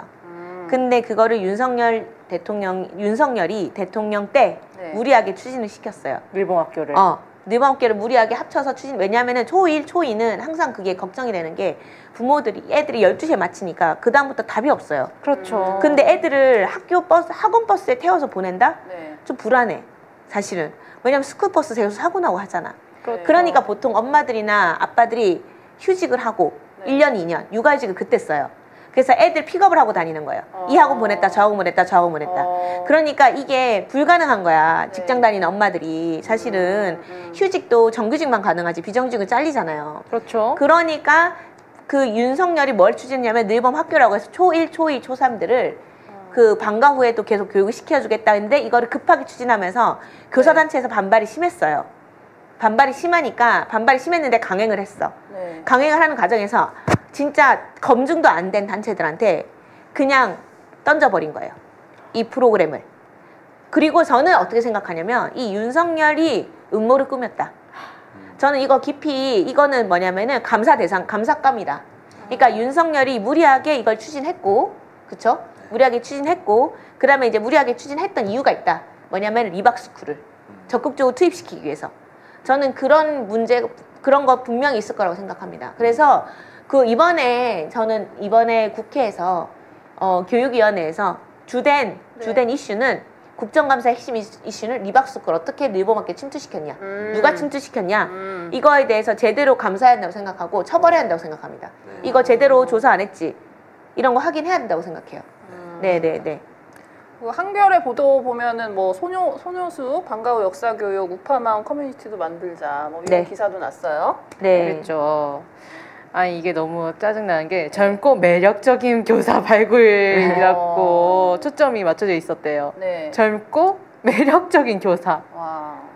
아니 나치들도 좀 중요한 직에는 얼굴 보고 뽑았거든요. 그게 딱 생각나서 굉장히 이거였습니다. 좀 충격적이고 이게 혐오적이었다는 진짜냐 싶었습니다. 이게 뭐죠? 이거 뭔가 그거 이탈리아에서 진짜냐? 아니에요? 진짜냐? 아니 이탈리아어로 있었는데 기억이 안 납니다 갑자기. 이탈리아어. 이탈리아어까지. 왜냐면 그쪽은 거의 바디 제스처를 랭귀지까지. 뭐 이혼했다 할 때마다 이렇게 팔을 한다든지 이런 제스처가 많거든요. 잡다한 이런 지식을 라떼 너무나 많이 가지고 네. 아, 프랑스였나? 저희 네. 요즘 20대들이 매우 똑똑합니다. 네. 네. 그리고 이제 미대생 같은 경우는 줄임말을 20대의 특징이 또 줄임말입니다. 갑자기 뭐 저한테도 뭘 짤딱 뭐 이런 거 알짤딱 알아서 잘딱 모르십니까? 이러고 하는데 어떤 재밌는 부분이고요. 그리고 그 또 5일 한겨레 단독을 보면 그 대선 직전에 리박스쿨 댓글 조작단 이 기사가 또 정황이 이제 포착이 됐는데 자성군에 대해서 좀 누가 좀 설명 좀 해주실까요? 네, 자유 손가락 군대의 줄임말인데요. 여기 정말 짜증나는 게 어르신들을 왜 어르신들 스마트폰 좀 서투시잖아요. 어르신 그걸 가지고 스마트폰 무료 교육을 주 1회 제공하겠다 해가지고 포스터를 뿌린 거예요. 근데 스마트폰은 무슨 댓글 쓰는 법, 네이버 베스트 댓글 쓰는 법, 네이버에서 기사 댓글 같은 거 어떻게 보여주는지 분석하는 거 이런 거를 알려드리고 네이버 아이디 같은 거를 제공해드려서 쓰게 하고 댓글을 쓰게 하고 이게 네이버 아이디가 24시간 동안 댓글을 20개만 만들 수 있고 공감은 또 50회로 제한되어 있다고 하더라고요. 그래서 총알이랍시고 여러 개를 드렸대요. 그걸 총알이라고요? 네. 그런 네. 걸? 다른 명의의 아이디가 한 IP에 여러 개 로그인된 정황이 있었다고 해요. 근데 이 공감을 또 알뜰하게 써먹은 게 좀 거기에서 또 윗사람이 있을 거 아니에요. 그 사람들이 쓴 댓글에 좌표를 찍어가지고 여기에 공감 누를게 해라 해서 베스트 댓글로 올려드리고 공감을 많이 하면 그게 베스트 댓글이 되는구나. 그쵸. 그렇게 해서 여론을 만들어낸 거예요. 저희 같은 2030, 40, 뭐 40까지 포함해서 좀 아직 50대, 60대 분들처럼 가치관이 딱 있지 않는 사람들에게는 사람들이 대다수 이렇게 생각하구나, 내가 많이 틀렸나 하고 좀 많이 바뀌는 경향이 있거든요. 그치, 갑자기 갈대처럼. 그 같은 의견이 뭐 열 몇 개가 쫙 이렇게 올라가면 이게 맞나? 이렇게 될 것 같아요. 송이 오빠가 아까 스피커가 큰 애들이 극우적인 말을 하니까 주변 애들도 이렇게 바뀌었다고 했잖아요. 그 느낌인 거예요. 그래서 저는 이제 약간 이렇게 했던 게 옛날에 그 박근혜와 문재인 2012년도 대선 때 뭐가 이슈가 됐습니까? 국정원 대선 개입. 국정원 댓글 블로킹이 아니에요. 국정원 대선 개입. 자, 국정원 직원들이 댓글을 달았습니다. 국정원 직원들이 할 일이 없어서 무슨 그거 댓글을 달고 있었던 거예요. 그게 포착이 된 거거든요. 그래가지고 이게 이슈가 됐는데, 자, 그때는 국정원 직원들이 댓글을 달고 있었고 누가 달고 있었죠? 기무사. 이런 데들이 댓글 조작하고 방첩사령부 이런 데들이 댓글 조작에 개입을 했단 말이죠. 그게 크게 이슈가 되니까 이제 극우 세력들이 뭘 어떻게 한 거죠? 단체를 만든 거야. 댓글을 전문적으로 다는 단체를 하나 만들고 여기서 교육을 침투시키기 위해서 온갖 작업을 했는데 누가 봐도 홈페이지가 허접하고 대놓고 거기에다가 뭐 이승만과 박정희를 찬양한 대로 적혀있는데 왜 그런 단체한테 그거를 교육 프로그램을 맡기냐고요. 아무리 입찰 신청을 했다 하더라도 확인은 좀 해보고 해야지. 그럴 수가 있냐. 그리고 제가 좀 이번에 리박스쿨 이거 보면서 좀 느낀 건데 자, 역시 조중동이 문제입니다. 중앙일보는 뭐라고 하냐면은 두 전직 대통령에 관련된 역사 교육을 하기 위해 설립된 교육단체라고 얘기해요. 맞나요? 아니죠. 자, 근데 한겨레는 뭐라고, 자, 뉴스타파는 뭐라고 했냐면은, 극우. 극우 단체라고 하고, 그 다음에 MBC도 보수 성향 단체라고 했지만, 사실은 이제 한국일보는 극우 성향 단체 리박스쿨이라고 정확히 표현했어요. 네, 그러니까 이게 딱 보면 리박스쿨을 표현하는 것도 조중동은 두 전직 대통령 관련 역사 교육이라고 표현을 하고. 그러니까 문제야, 조중동. 네, 아니, 근데 조중동 입장에서는 자기들도 그렇게 다루고 있으니까 그렇게 하는 거죠. 그런 거죠. 그래서 이런 것들이 되게 문제다. 자, 그러면 중앙일보 기사를 본 사람은 아니 나쁜 게 없는데 뭐가 문제지? 이렇게 되는 거죠. 그죠? 그러니까 헤드라인을 그렇게 뽑아버리면은 네. 그게 맞는 거라고 생각을 해요, 대중은. 네. 그리고 연합뉴스도 보수 성향 교육단체 이렇게 되는 게 보수가 아니고 극우입니다. 어떻게 탄핵이 아니고 하야당한 혁명으로 무너뜨린 이승만을 옹호할 수가 있냐는 거예요. 그러니까요. 독재를 했던. 말도 안 된다. 이렇게 생각을 하고 있습니다. 그래서 이 방송 뉴스타파 방송에 나간 뒤에 네. 그 네이버 기사에 네. 그런 극우 관련된 댓글들이 좀 달리게 되면은 사람들이 대댓글로 뭐 리박스쿨에서 왔냐, 아, 태종학령 리박스쿨 막 이렇게 사람들이 맞지. 네, 계속 걔네가 올리더라고요, 댓글 다는 댓글로. 부대니까. 네. 그렇죠. 딱 그렇죠. 리박스쿨이지. 시민들도 노력이 필요하다. 그런 네. 댓글들 보면은 넘기는 게 아니라 맞아요. 비공감 눌러주고 대댓글로 그렇게 이야기를 해주는 게 좀 네. 정화 작업이 필요하지 않나. 네. 네. 아니 근데 이 리박스쿨이 네이버 댓글만 한 것 같지가 않은 게 트위터를 하잖아요, 제가. 네. 트위터를 하는데 좀 여자들아 무효표를 던지자 하면서 무효표를 던지게끔 조장하는 극우 자칭 극우팸이라고 하는데 그냥 극우 같은 애들이 있어요. 선동하는 스피커 계정들이. 네. 근데 걔네들이 리박스쿨 터지자마자 계정을 싹 다 지웠습니다. 좀 세하죠? 세한데? 세하죠? SNS에서도 있을 것 같아요, 얘네들. 그래서 리박스쿨 아니냐? 너네 지금 이미 경찰 조사 들어갔다, 대표가. 그래서 지금 대표는 출국 금지됐거든요. 맞아요, 4일에. 그러니까 그거를 계속 댓글로 써야 됩니다, 우리가. 뭐 이상한 거 보면은 너 리박스쿨이지. 리박스쿨 대표는 출국 금지됐다는데 너는 출국 금지 안 됐니? 뭐 이런 식으로 댓글을 써야 한다고 생각합니다. 그런데 이제 극우 보수 쪽에서 이런 걸 굉장히 잘하는 것 같아요. 극우 세력들이. 그 네이버는 이미 보수화됐잖아요. 그렇죠. 네이버 가면 댓글이 다 천지가 그거야. 네. 네, 보수 성향, 극우들이 그 다는 느낌. 네, 그렇죠. 그래서 제가 옛날부터 느낀 건데 예전에는 국정원과 방첩사, 기무사가 사람들 동원해서 댓글을 달았잖아요. 근데 그거 다 처벌했거든요. 네. 2017년도 박근혜 탄핵 때. 다 처벌했는데 어떻게 계속 이런 댓글들이 남아있지? 그러니까 네. 리박스쿨 말고도 이런 게 너무 많은 거예요. 우리가 알려지지 않은. 다 파헤쳐야 됩니다. 자, 리박스쿨로 지금 굉장히 신기가 불편하신 댓글러들이 계신 것 같아요. 세 분만 읽어드리겠습니다. 송이 오빠 읽어주세요. 네. 일단 진아삼촌님께서 이명박 박근혜 스쿨인 줄 더 심하네요. 어휴라고 해주셨고요. 뭐 어떤 이제 표정 프로라님께서는 뭐 리박스쿨이 중요한 게 아니라 이제 민생이 먼저다라는 또 평가도 해주셨습니다. 네, 일단 이 정도로 네. 댓글 소개해드릴게요. 댓글을 달아주시고, 네. 굉장히 이거는 보수화 어린 학생들을 이제 극우화시키고 보수화시키고 이번 초반에도 그 선거 결과가 20대 남성들이 많은 보수표에 그 표를 던진 거에 대해서 우리가 좀 약간 경악하지 않았습니까? 그런데 그거보다 더 어린 학생들에게 이렇게 이념과 이런 것들을 세뇌시키고 있었다. 이것들이 이제 밝혀졌다는 것이 굉장히 경악을 금치 못할 일이고 이거는 저희가 막아내는 데 적극적으로 참여를 해야 될 것 같습니다. 정부에서도 적극적으로 우리 이재명 대통령, 이재명 정부에서도 이거를 막아내야 된다는 그런 조사 확실한, 제대로 하고 더 밝혀낸다고 생각합니다. 네. 자, 시간이 지금 10시 43분으로 넘어가고 있습니다. 아이고야. 거의 1시간이 지났죠? 자, 9시 반에 시작했으니까 저희 한 11시 반 정도에 끝날 예정입니다. 자, 여기에서 자, 오늘의 또 하이라이트 3부. 네, 3부를 1타 강사 나라 없다에서 나라 있다로 급 변경하신 나라 있다 김혜민 상임대표님께서 또 오늘은 어떤 강의 준비해 주셨죠? 네, 저희 같이 토론하면 좋을 것 같습니다. 화면 보여주세요. 네, 시대적 과제 내란 청산 어떻게 이룰 것인가.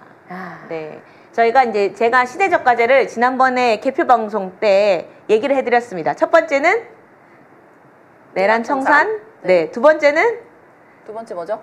두 번째 뭐였더라? 윤석열 재구속. 자, 세 번째는 민생 안정. 국민의힘 해체. 네, 그렇죠. 그다음부터 이제 경제. 뭐 어쩌고저쩌고 이렇게 들어가는 겁니다. 네. 그래서 첫 번째 과제인 바로 내란 청산 어떻게 이룰 것인가. 이거를 이제 같이 얘기해 보면 좋을 것 같습니다. 자, 그래서 이제 넘어가 주시면요. 네. 그러면은 이제 요게 이번에 3대 특검법이 드디어 통과가 됐습니다. 네. 와. 네, 이게 국회에서 통과가 됐는데 통과의 에피소드를 좀 설명해 드리겠습니다. 네. 자, 넘어가서 내란 특검법은 뭐냐면은 일단 내란 세 개를 통과시켰는데 첫 번째가 내란 네. 특검법입니다. 네. 이건 뭐냐면 내란 특검법 만들었는데 누가 거부를 했었죠? 국민의힘. 최상목이 최상목. 두 차례나 거부권 행사했었던 겁니다. 그래서 최상목한테 우리가 엄청나게 최상목 빨리 탄핵해라. 그렇게 요구를 했었잖아요. 네. 그 내란 특검법입니다. 12.3 계엄, 비상계엄 선포와 관련돼서 이거 다 제대로 수사하자는 거죠. 네. 네, 이거 첫 번째. 그 다음에 두 번째 넘어가서 김건희에 대한 김건희 특검법. 이것도 이번에 통과가 됐습니다. 와. 그래서 김건희 특검법에 대해서 무려 윤석열을 세 차례나 최상목도 한 차례나 거부권 행사했었죠. 그랬죠. 근데 이번에는 김건희에다가 명건희의 명품 가방 수수, 서울의 소리를 터뜨렸죠. 네. 그렇죠. 서울의 소리를 터뜨린 이 명품 가방 수수. 그 다음에 정대택 어르신이 관련돼 있는 도이치모터스 주가 조작. 네. 그 다음에 이제 공천개입, 이건 또 명태균. 그렇죠. 네, 그리고 명태균도 지금 계속 파고 계십니다. 여기 이명수 기자님이. 오. 그렇죠. 네. 명태균이랑 누가 통화했냐 이거 가지고 이준석. 이준석이랑 몇 번 통화했어? 누구랑 통화했어? 이 계속 개입 그리고 홍매화권 또 네, 홍매화권 이번에 올라오고 네, 있습니다. 그렇습니다. 한참. 그래서 이거 지금 전부 다 서울의 소리를 터뜨렸습니다, 여러분. 아. 서울의 소리에 많이 후원해 주셔야 된다. 네. 이거 다 서울의 네. 소리 터뜨렸고요. 이거에다가 플러스해서 명태균 건진법사 의혹까지 통합 추가해서 이번에 다 통과됐습니다. 와. 네. 야. 그리고 마지막은 이 해병대 최상병 순직 네. 사건. 네. 네. 오늘 여기 해병대 네. 우리 거기 정원철 회장님께서 네. 이 해병대 활동 하셨던 네. 저한테 전화가 왔었더라고요. 그래요? 집회를 하려고 했던 것 같아요. 아, 진짜? 집회 신고 혹시 미리 내놨냐 이렇게 물어보시더라고요. 아. 그러니까 지금 오늘 그 국회 이제 좀 이따 보면 사진이 나오는데요. 네. 국회에서 통과되면서 이 해병대 네. 이런 그동안 이제 최상병 진상규명 위해서 활동했던 분들이 네. 다 경례를 이렇게 하셨어요. 와. 네네네. 그분들이 아이고. 많이 모여서 이제 고맙다 이렇게 감동이네. 했었거든요. 그러니까요. 보셨죠, 다들? 감동이야. 네네. 네, 봤습니다. 네. 정리하는 모습. 네, 그런 정말 그래서 이런 세 가지 법이 이번에 통과됐다. 윤석열은 세 차례나 또 거부권 행사했었죠. 네. 그렇죠. 아, 이거 심각합니다, 안타깝습니다. 진짜. 넘어가서.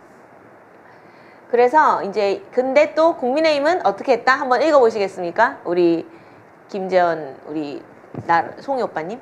국민의힘이 네, 국민의힘이 이날도 새 특검법에 반대 당론을 유지한 것은 심히 유감스럽다.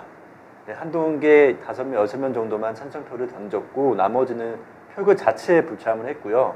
새 법안은 윤석열 부부 방패 노릇만 해온 국민의힘의 책임 방기와 무능을 뜻하기도 합니다. 대선 패배 뒤에도 반성과 변화 없는 국민의힘의 태도는 새 특검과 내란 청산의 필요성을 더욱 부각시킨다는 점을 깨달아야 합니다. 네. 그리고 오늘 이제 국민의힘 지도부가 총사퇴를 했거든요. 저는 이것도 영향이 있었던 것 같아요. 우리가 윤석열을 못 지켜줬구나. 우리가 김건희를 못 지켜줬구나. 그래서 총사퇴를 했다. 아니, 왜 책임감을 거기에서 진짜 네. 책임감을 인상에 그러니까 봐요. 대선 패배 직후에 지도부가 사퇴를 했으면 대선 패배에 통렬한 반성을 어, 느끼면서 보통 그때 지도부가 사퇴하지 그렇죠. 않나요? 지금 네. 사퇴했다는 건 무슨 말입니까? 아. 우리가 반대 당론을 이렇게 내세움에도 불구하고 결국 이 법은 이재명 대통령에 의해서 추진이 되겠구나. 너무 슬프다. 우리가 이 윤석열을 지켜주지 못해서 미안하다. 이거 아니겠습니까? 네. 네. 혹시 이거 보시면서 우리 그 미친 대학생님 혹시 어떠셨는지? 아니 진짜 걔네들이 죄송하다고 해야 할 건 국민들이잖아요. 걔네들이 계엄 터뜨리고 그런 것 때문에 나라가 이 모양 꼴이 되고 국민들이 제일 괴로워졌는데 윤석열을 왜 미안해합니까? 아, 네. 너무 어이가 없었으니까. 걔네는 자기가 미안해야 할 대상이 누군지 동네 시장통만 가도 알 수 있는데 이게 사실 집구석에 많이 있어서 그런 게 아닐까. 아니 그랬잖아요. 탄핵 표결 때도 자기들끼리만 모여 있었잖아요. 네. 그래 자기들끼리만 모여 있는 걸 좀 그만둬야 한다. 얘네는 좀 혼자서 장도 봐보고 그래야 한다. 장을 보러 가면 이제 손가락으로 국민분들이 손깍지하면서 많이 알려주실 텐데 뭐 그 과정에서 욕설이 손깍지하면서. 있을 수도 있지만 그래도 그것도 엇보겠거니 하면서 좀 배워야 하는데 네. 나 초등학생보다 더 배움의 자세가 없다라고 생각합니다. 그래서 그래서- 오빠는 또 어떠셨어요? 네. 간단히 말씀드리면 진짜 시원했죠. 원래 저희가 이 3대 특검법을 발의되기 위해서 정말 노력을 진짜 많이 했잖아요. 그쵸. 근데 계속 거부권을 써가지고 어려웠는데 네, 열받았죠. 그냥 이재명 대통령이 되고 나서 바로 이렇게 해버리는 거를 보니까 와, 야, 진짜 시원하다. 초스피드네요, 진짜. 네, 이틀 만에 이렇게 해버린다고 네. 진짜 빠르고 이게 네, 잘한다. 역시 사이다 느꼈습니다. 이재명 이런 네. 생각이 들었죠. 네. 네, 우리 그 노세아님께서 어떠셨는지. 뭐 저는 진짜 그 효능감이 뭐 이제부터 더 있을 거라고 생각합니다.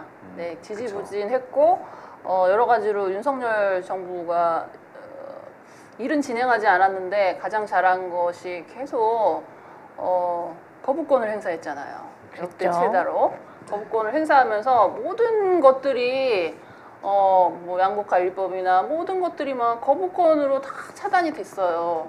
근데 국정 운영이 힘들었던 거예요. 그런데 이재명 정부 들어서면서 이렇게 스피디하게 일이 진행이 되고 또 이런 것들이 앞으로 미래 비전을 우리 이재명 대통령께서 반드시 이제 실행을 해서 진짜 좋은 대한민국으로 만드실 거라고 굳게 믿습니다.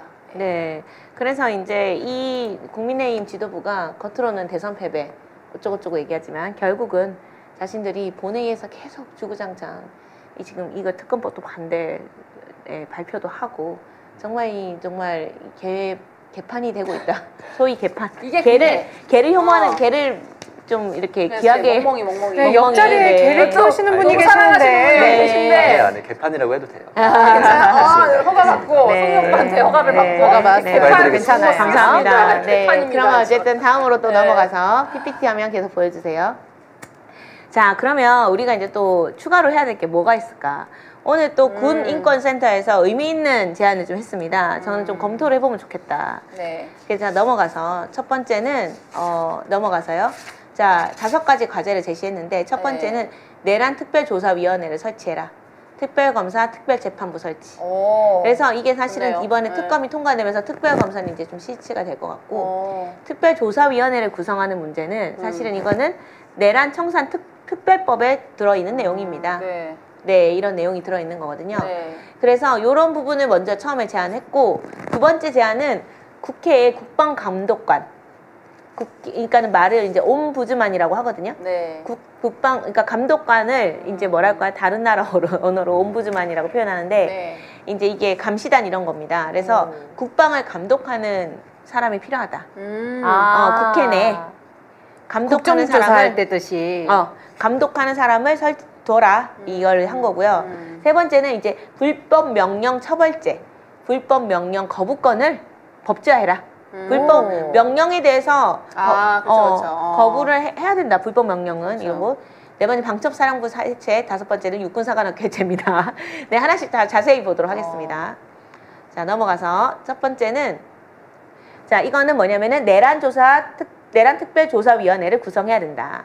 반민특위처럼 자, 반민특위를 참고했다. 해방 후 운영했던 그런 것처럼 자체적인 조사와 수사, 기소권 나아가 사법부로부터 파견된 특별재판부를 포함해야 된다. 네. 이거는 어떤 단계냐면 지금 내란 청산 특별법이 진보당 지금 발의된 게 있어요. 거기서 한 단계 더 나아간 겁니다. 나중에 보여드리겠습니다. 그래서 이게 특별재판부까지 포함시켜야 된다. 그러니까 옛날에 반민특위는 뭐라고 했냐면은 재판부까지 있었어요. 그래서 무서워서 이승만이 해산시켜버린 겁니다. 그러니까 자기가 컨트롤을 할 수 없는 거야. 맞아요. 그러니까 이승만 말고 나머지 사람들은 다 침입하잖아요. 네, 자기 그렇죠. 측근들이 다 날라갈 것 같은 거야. 김창룡이나 이런 친구들이. 친일파들이. 왜냐면 자기들 내 자체 재판부가 있었거든. 그 정도 권한을 줘야 된다. 이렇게 군인권센터가 제안을 한 겁니다. 네, 자 넘어가서 네, 그리고 두 번째는 뭐냐면은 국회 국방감독관인데 아까 얘기했던 것처럼 요거 한번 읽어볼까요? 우리 미친 대학생님, 미 대생님. 처음부터 읽으면 되나요? 아니요. 네, 처음부터. 네, 국회 국방감독관 옴부즈만 설치. 12월 3일 국회에 투입됐던 1특전대대장 김형기 중령은 윤석열 내란죄 재판에 증인으로 출석해 군이 다시는 정치적 수단으로 이용되지 않게끔 군을 감시해달라는 말을 남겼습니다. 외적으로 시민을 지켜야 할 군이 총뿌리를 거꾸로 돌려 정치에 개입하고 쿠데타를 일으키는 헌정사의 비극이 반복되지 않게 하려면 국회에 군을 감시하는 옴부즈만, 국방감독관을 설치해야 합니다.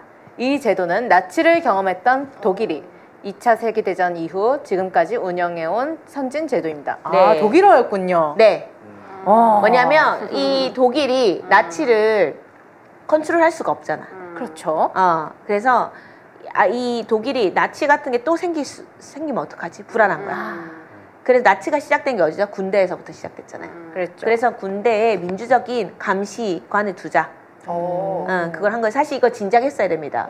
언제 했어야 되냐? 군사 독재를 우리가 청산했을 때부터 시작을 했어야 됐죠. 그때도 안 했고 심지어는 그 방첩사령부나 온갖 기무사 이런 데들 댓글 달 때도 했어야 되는데 비밀리에 댓글 단 거 아니에요. 박근혜 찬양하는. 그때 했어야 되는데 그때도 못했어. 이번에는 아이고. 해라 이렇게 얘기하고 있습니다. 다음 장 넘어가면은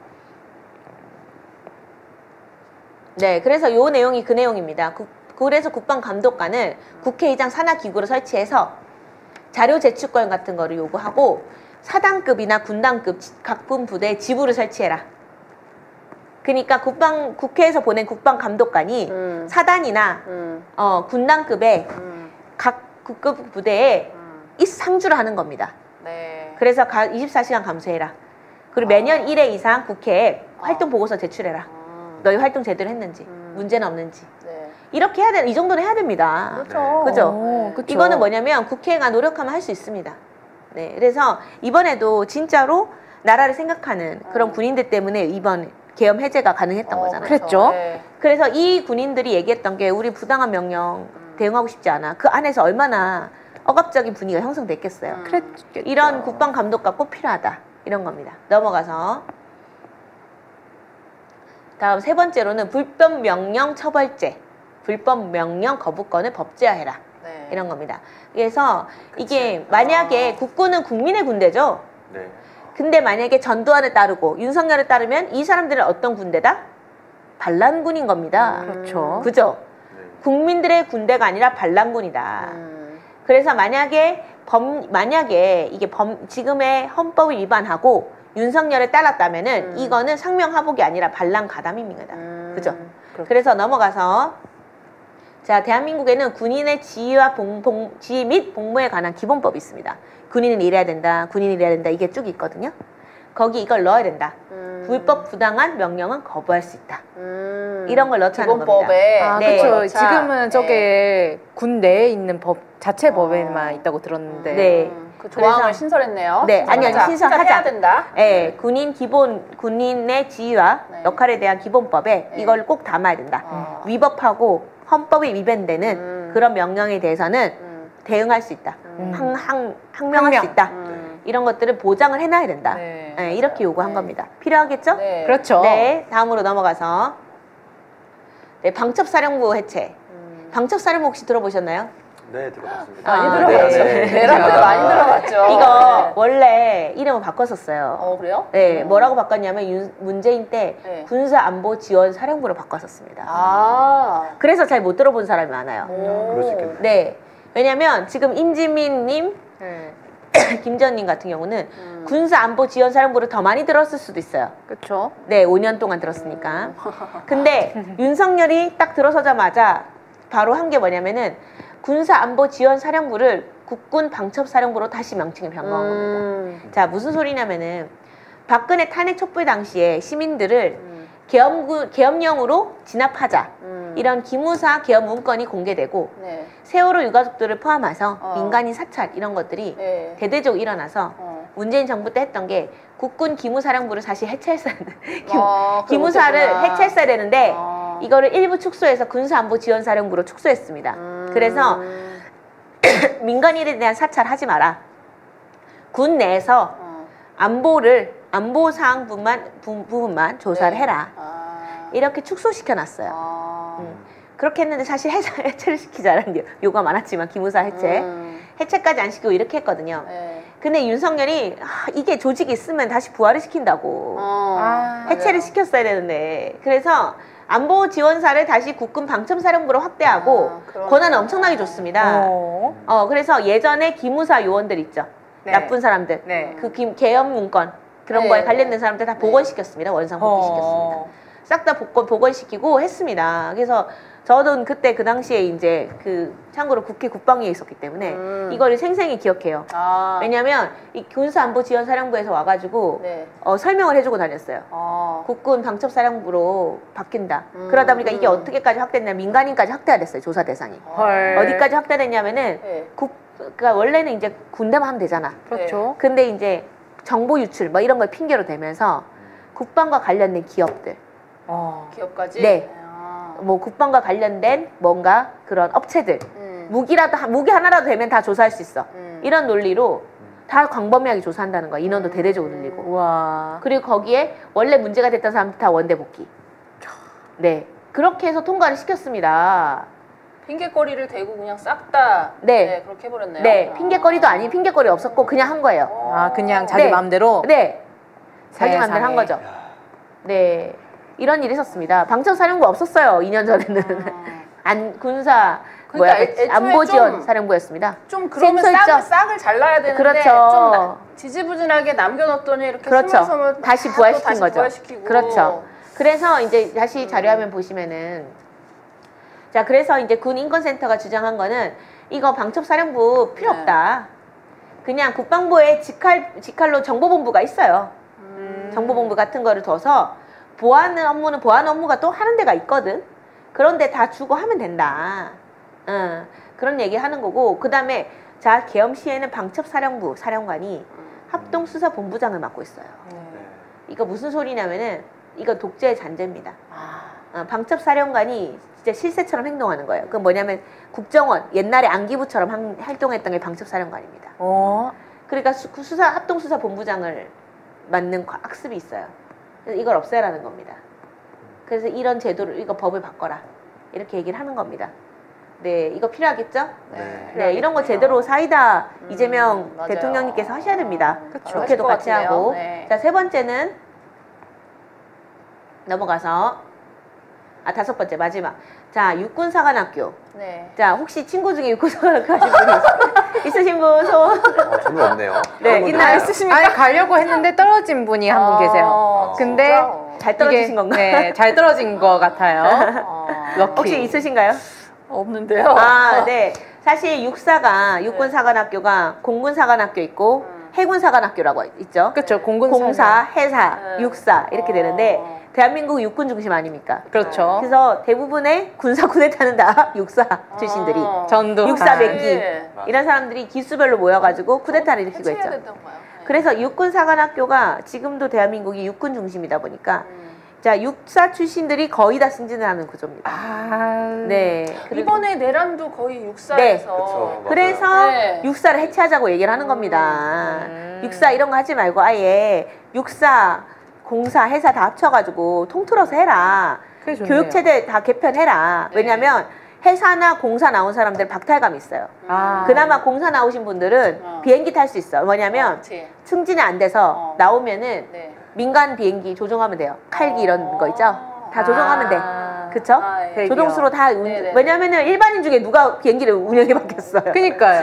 근데 비행기 운영해 본 사람들은 공군 전투 비행기 운영해 본 사람들이 하면 되는 거예요. 네. 그래서 거기로 취업이 되거든요. 네. 자, 제일 큰 문제는 해사입니다. 해사. 네. 해사는 승진 안 되잖아. 갈 그렇죠. 데가 없어요. 어디를 가겠습니까? 맞습니다. 민간 배 선장 정도? 아. 네, 뭐 그 정도 갈 데가 잘 없습니다. 기껏 네, 해봤자 그리고 크루즈. 해군들이 너무 고생하거든요. 해군이 제일 이혼율이 높습니다. 와. 왜 이혼율이 높냐? 이혼율. 네, 집에 왜 못 이혼율이 오니까. 높냐? 왜 네. 이혼이 높냐? 네. 이게 너무 슬픈 현실인데 집에 갈 수를 없어요. 배 한 번 타면은 10일씩 20일씩 바다에 떠 있는데 거의 원양. 네. 자, 네, 아기를 낳았어. 해군이랑 결혼했네, 내가. 근데 20일 동안 아빠 얼굴 볼 수 없네? 아기가? 그 얼마나 힘들겠어요. 그쵸. 그죠? 집에 와도 다시 나갈 거 아니에요. 네, 바로 몇십 일 나가죠. 동안 또. 그러니까 그렇게 고생하는 사람들인데 이분들이 진급이 거의 안 돼. 아. 그래서 문재인 대통령 때는, 문재인 정부 때는 해군사관학교 출신들, 해군들한테 국방부 장관도 주고 그런 걸 많이 해서 파격 인사를 많이 했습니다. 그러다 보니까 상대적으로 또 육사가 박탈감을 느낀 거예요. 아, 그래서 육사가. 네. 그래서 억눌려 있던 육사들이 윤석열이 대통령으로 나온다고 하니까 다 우르르 가가지고 지지선언하고 난리가 난 거예요. 싸바싸바. 그 대표적인 사람이 김용현입니다. 그렇게 깊은 네. 기억이 깊은 있었네요. 이렇게 있는 거죠. 인연이. 그리고 김용현이 그 사람이 삼성이에요, 삼성. 자, 삼성이 있고 사성이 있죠. 참모총장들은 사성이에요. 육군 참모총장, 해군 사검장군장, 공군 사검 이런 사람 삼성인데 자기는 삼성인데도 이 사람들 위에 있던 사람들 다 내쫓고 본인이 육사로서 육사들을 다 책임지고 우르르 이끌고 대거지로 윤석열 지지. 그래서 댓글 부대도 만들고 카톡도 만들어서 제가 그때 한번 터뜨렸습니다. 네, 카톡방. 윤석열 지지 카톡방. 친구에서 터뜨리신 건가요? 네, 어떻게 제보를 받아서. 제보를 받아서. 네, 터뜨려서 대박이 났죠. 왜냐하면 군은 정치 개입을 하면 안 되거든요. 네. 그래서 국회에서 근무할 때 제가 터뜨렸습니다. 와, 되게 그거 궁금하다. 어떻게 네, 터뜨렸어요? 검색에서 나옵니다. 나중에 한번 터뜨려서 또 대박이 났죠. 그래요? 네, 그래가지고 카톡방 빨리 이거 했어야 되는데 폭발을 시켜가지고. 그래서 제가 그래서 이거를 카카오에 얘기해서 이거 좀 이렇게 해라. 그래서 복원해라. 그랬는데 조사를 안 하더라고. 그래서 이거를 저는 그때 어떤 생각이냐면 대통령이 직접 지시를 했어야 됐다. 문재인 대통령이 직접 지시를 해서 이거 제대로 조사해 했으면 되지 않았을까라는 일말의 저는 희망을 갖고 있었는데 결국은 흐지부지 끝났습니다. 네, 그래서 이제 육군사관학교의 문제점은 김용현 하나로 정리된다. 볼 수 있겠고요. 다음으로 넘어가서 자, 그 다음에 이제 다음은 진보당에서 이제 잘한 일이죠. 내란 세력 청산 특별법. 자, 이거는 이제 촛불행동에서도 열심히 서명 받았었는데 내란 세력 청산 특별법을 발의한다. 이렇게 진보당이 냈었고요. 넘어가서 자, 우리가 알고 있는 국회의원들이 상당수 많이 같이 공동 발의를 해줬습니다. 네. 김종호, 박주민, 김준혁, 황운하, 전종덕. 저번에 와셨던 김동원 네, 의원님. 김동원 의원님. 네. 그리고 여기 김재원님이 계시는 걸로 생각하겠지만 저기 왜 들어갈 수 있는 거예요? 김재원님이 아니고 동명신당의 김재원 네, 그렇죠. 가수님이십니다. 네. 용혜인 의원님도 계시고 네, 13인이네요. 네, 이분들이 이제 내란 행위 진상규명 주도자 처벌을 위한 특별법안 이런 거를 발의를 했습니다. 2025년 4월 30일 날 처벌을 하자 발의하셨네요. 이런 식으로. 그래서 여기 내용을 좀 보시면은 넘어가서 아까 똑같아요. 진상규명조사위원회 구성하는 거. 아까 이제 군인권센터에서 얘기했던 거. 자, 그래서 요거를 만들자 이렇게 얘기했고 넘어가서 그 다음에 여기서는 조사 대상자 참고인에 대해서 자료를 요청할 수 있다. 그 다음에 압수수색 영장 의뢰할 수 있다. 이렇게 돼 있는데 이건 약간 아까 군인권센터보다는 낮은 수위인 겁니다. 특별재판부를 설치하자고 했죠. 이 특별재판부를 설치해야 되는데 여기는 영장을 의뢰하는 것까지. 의뢰하는 것까지. 영장을 직접 쳐야 됩니다. 그래서 약간 약하게 낸 것 같다. 진보당에서. 그래서 저는 조금 아쉽다라는 생각을 했습니다. 그러게요. 그리고 봐봐요. 물건 제출 출석 요구를 받은 사람은 이를 응해야 함이라고 돼 있죠. 네. 응하지 않았을 때 처벌 규정이 있어야죠. 그렇죠. 그렇죠. 그런 그러면 것들까지. 다 안 응하지. 그렇지. 처벌 벌칙 조항이 그래서 있어야지. 본질적으로 그럼 처벌하려고 하면 또 검사가 그 영장을 신청하고 뭐 해야 되는데 그걸 하겠냐고. 그러니까 특별재판부가 설치돼야 된다. 군인권센터가 얘기한 것처럼 확실하게 사이다로 가야 된다. 이런 겁니다. 자, 넘어가서 자, 그리고 이제 이번에 통과된 게 바로 이 법입니다. 윤석열 전 대통령 등의 내란 외환 행위에 대해서 특별검사 임명에 관한 법률입니다. 이거는 이제 185명이 찬성을 했죠. 네, 이게 통과된 겁니다. 네. 이 내용을 좀 보시면 넘어가서 이거는 검사를 설치하는 거예요. 특별검사를. 특별검사. 조사하는 사람들. 그래서 여기 잘 보시면은 이제 이게 저는 여기서부터 이제 시작되는 게 이 법안부터 시작된다. 내란 정당 국민의힘 회사는. 그래요? 왜냐면 자, 첫 번째 1항이 뭐라고 돼 있죠? 미친 대학생님. 2024년 잠깐만요. 밑에 제2조에 1조 말고 1. 네, 1. 2024년 12월 3일 위법한 비상계엄을 선포하여 대한민국 영토의 전부 또는 일부에서 국가 권력을 배제하거나 국헌을 문란하게 다음 장 없나요? 네, 이런 겁니다. 네. 다음 장은 다음에 더 읽어보겠습니다. 네, 그러면 어쨌든 자료 화면 계속 보여주세요. 네, 이게 이제 그래서 김건희, 윤석열을 구속하고 국힘당을 해산을 시키는데 이 법이 대단히 중요합니다. 네, 이 법이 핵심이에요. 네. 자, 그래 넘어가겠습니다. 네, 넘어가 주세요. 일단은. 네, 아까 봤던 거니까 계속 넘어가 주세요. 자, 여기서 자, 우리가 아까 그때 봤던 것처럼 통합진보당 해산됐잖아요. 네네. 그때 국회의원 한 명이 개입했죠. 그렇죠. 자 보세요. 다 개입한 것도 아니에요. 그때 국회의원들 5명 정도 있었던 걸로 아는데 특정 정당 소속 국회의원 피고인 갑 지역위원장을 2명이 공모했는데도 네. 해산이 됐거든요. 네, 두 그렇죠. 명. 그리고 해업을 2차례 했다. 그것도 당원인지 아닌지도 명확하지 않아. 조직원들과. 그죠? 아, 당원대가 그러네. 같이 해업했다 이것도 아니야. 조직원들과. 조직원. 그 조직원들이 당원인지 아닌지도 확인이 안 됐어. 그러네. 그러네요. 참석자 130명. 이렇게 해서 그것도 회합을 했다. 주장했다. 선동했다. 이걸로 지금 해산당한 거 아닙니까? 근데 우리 실행을 옮겼죠? 네. 그랬죠. 그렇죠? 자, 그러면은 다음 장 넘어가서. 네, 자, 추경호가 네. 야, 자, 아까도 얘기했지만 추경호를 우리 주목하잖아요. 아, 추경호가 1분간 통화했다고 하죠? 네. 네, 1분간 윤석열하고 통화를 했는데 이거 잘 보시면은 이거 되게 핵심입니다. 넘어가겠습니다. 자, 이때 뭐 온갖 막 잡다한 얘기들이 있거든요. 근데 여기서 중요한 부분이 뭐냐면 윤석열 통화 직후에 긴급의총 최종 장소를 당사로 정했어요. 갑자기 네. 당사로 정합니다. 당사로 정해가지고 그리고 이 추경호가 그 국회 봉쇄 지시를 경찰청장한테 전화해서 내려요. 경찰청장한테. 네. 추경호와 전화 통화 1분 후에 윤석열이 내립니다. 사실상 추경호가 윤석열의 입을 빌려서 했다고. 아니 이게 죄송한데 윤석열이 추경호와 전화를 한 직후에 네. 경찰청장하고 전화해서 국회 봉쇄 지시를 내리는 거거든요. 그치. 지시가 추경호한테 떨어지고 추경호가 그 그쵸. 지시에 따라서 지시 내렸고 본인도 똑같이 지시 내리고. 그렇지. 이렇게 된 거지. 네. 추경호한테 거기 가서 미안하다 이런 거 했겠어요? 안 했겠죠. 그치 뭐하러 그럼 미안하다 이런 얘기하고. 그쵸. 상식적으로 이런 논리예요. 뭐냐면 추경호는 뭐라고 주장하냐면 윤석열이 전화해서 미안하다고 했다 이거예요. 나경원도 주장해서. 말도 안 되지. 말도 안 되는데요. 자기는 내용이 들은 게 없다. 근데 이상하게 윤석열이 추경호랑 1분 통화한 다음에 바로 뭐라고 했냐면 국회 봉쇄 지시를 내려버리거든. 우와. 무슨 소리냐면은 추경호가 뭐라고 얘기했어요? 야 내가 봐봐요. 상상해보세요. 나 계엄했는데 너 나한테 협조해.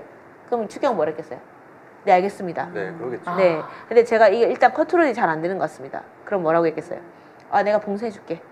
네, 그럼 추경호 뭐라 했겠어요? 적극 협조하겠습니다. 네. 뻔하죠. 네. 그렇게 했겠죠? 자, 그러니까 같은 공모자인 거예요. 맞습니다. 나경원한테 미안하다라고 말했다고 주장하는데 나경원도 자 무슨 소리냐면은 자 그 다음에 윤석열이 추경호랑 전화한 다음에 네. 다음에 나경원이랑 또 전화를 했어. 아. 근데 나경원이 뭐라고 얘기했냐면은 윤석열이 미안하다고 하더라. 그 상황에서 미안하다라고 얘기했으면은 국회에서 철수를 시켜야죠 군인들을. 그러니까요. 그러게. 근데 더 그거 이걸 했잖아. 그렇지. 더 봉쇄를 하라고 했잖아. 그렇죠. 그리고 윤석열이 190명 들어왔다는 정보를 알았어. 국회에. 음. 그 정보 누가 줬냐? 정보 준 사람도 내란에 가담한 겁니다. 그렇죠. 네, 다음 장 넘어가서 자 그래서 이게 190명 들어왔다는 데라는 정보를 어떻게 윤석열에게 실시간 전해졌는지가 의문이다. 네, 분명히 나경원 아니면 추경호가 전달했을 것이다. 그래서 그때 나경원도 그렇죠. 어딘가에 급히 갔잖아요. 그렇죠. 당사로. 그렇죠. 네. 그러니까 본인이 지금 여기서 제일 캥기는 사람 2명이 한 명은 잠수를 탔고요, 추경호는. 어디 간 거야? 그러니 한 명 나경원은 네. 그 소위 말하면은 내란 미친 듯이 옹호한 겁니다. 자기가 걸릴까봐. 다 이유가 있었구나. 네, 그렇죠. 그래서 넘어가서 네, 그래서 이게 중요한 건 아까의 그 법의 내용이거든요. 아까 그 내란 특검 네. 법의 내용인데 자 봐봐요. 범죄 혐의 사건인데 자 보면은 어쩌고저쩌고 범죄 혐의 사건인데 자 3번 한번 읽어볼까요? 미친 대학생님. 네, 12.3 비상계엄과 관련하여 군병 등의 물리력을 동원한 국회 표결 방해 시도 행위 및 기타 그 외 방법으로 표결 방해 시도 행위를 하였다는 범죄 혐의 사건. 자 이거 누가 했을까요? 윤석열. 추경호도 했겠죠. 뭐라고 했죠 그때? 당사로 모이라고 했죠. 네. 그랬죠. 자 그래 추경호는 저 3번에 걸리는 겁니다. 그래서 핸드폰 번호 핸드폰 그 내역 다 까야 돼요. 통화 내역. 다 기록 남아 있을 겁니다. 아니 그러니까 그 중요한 시기에 당사를 왜 가는 거야? 그렇죠. 국회로 그러니까요. 가야지. 그렇죠. 네? 본인이 진짜 계엄을 해제할 생각이 있었고 만약에 네. 본인 주장대로 윤석열이 미안하다고 했다면 또는 뭐 별 그런 얘기를 했다면 본인이 국회로 그러면 안 가야지 되지. 왜 국회의원들을 당사로 모이게 했겠냐는 거예요. 자, 이 3번 때문에 추경호는 걸렸다. 나경원하고. 이렇게 볼 수 있겠습니다. 다시 화면 들어가서 자, 그 다음 장 넘겨주시면 자, 그 다음에 쭉 읽어보면은 뭐가 있냐면은, 자, 7번. 7번은 이제 우리 송이 오빠님께서 한번 읽어보시겠습니까? 네, 12.3 비상계엄과 관련하여 비상계엄 선포 건의 및 구금시설을 마련하거나 내란 목적의 살인, 예비, 음모 및 내란의 선동하였다는 범죄 혐의 사건. 자, 누가 선동을 계속했죠? 내란을? 국민의힘입니다. 많이 계속했죠. 네, 국민의힘이 계속 선동했죠. 네. 그랬죠. 네, 미친 듯이 선동했습니다. 네. 무슨 선동을 했냐면 내란을 계속 옹호했다는 거예요. 맞습니다. 옹호했죠, 맞아. 계속 옹호했어요. 태극기 그쵸? 부대에 가서 네. 연설도 하고. 네, 연설도 했어요. 네, 계엄 옹호하고 끝까지 옹호했죠, 끝까지. 계속 선전했죠. 네. 네, 윤상현 이런 사람들. 그렇죠. 그러니까 7번에 걸리는 겁니다, 다. 야. 네, 조사하면 다 나와. 이렇게 되는 겁니다. 구금 시설도 있고 뭐 네, 다 그렇죠. 있네요. 그렇죠. 다음 장 넘어가겠습니다. 자, 다음 장은 이제 이거는 뭐냐면은 자 9번 한번 우리 노세아님께서 한번 읽어보시겠습니까? 네, 저에게도 제 차례가 1호부터 왔군요. 네. 제1호부터 제8호까지의 사건과 관련하여 범인 도주, 은닉, 범죄 은폐, 증거인멸 교사 또는 재판 및 수사를 방해하거나 지연 등을 하였다는 범죄 혐의 사건. 자, 여기서 네. 범인은 누굴까요? 윤석열이죠. 네, 당연하죠. 자, 그러면 윤석열의 도주와 은닉을 그렇죠. 그리고 심지어 재판과 수사를 방해하거나 지연시킨 사람들 싹 다 조사해야 된다. 네.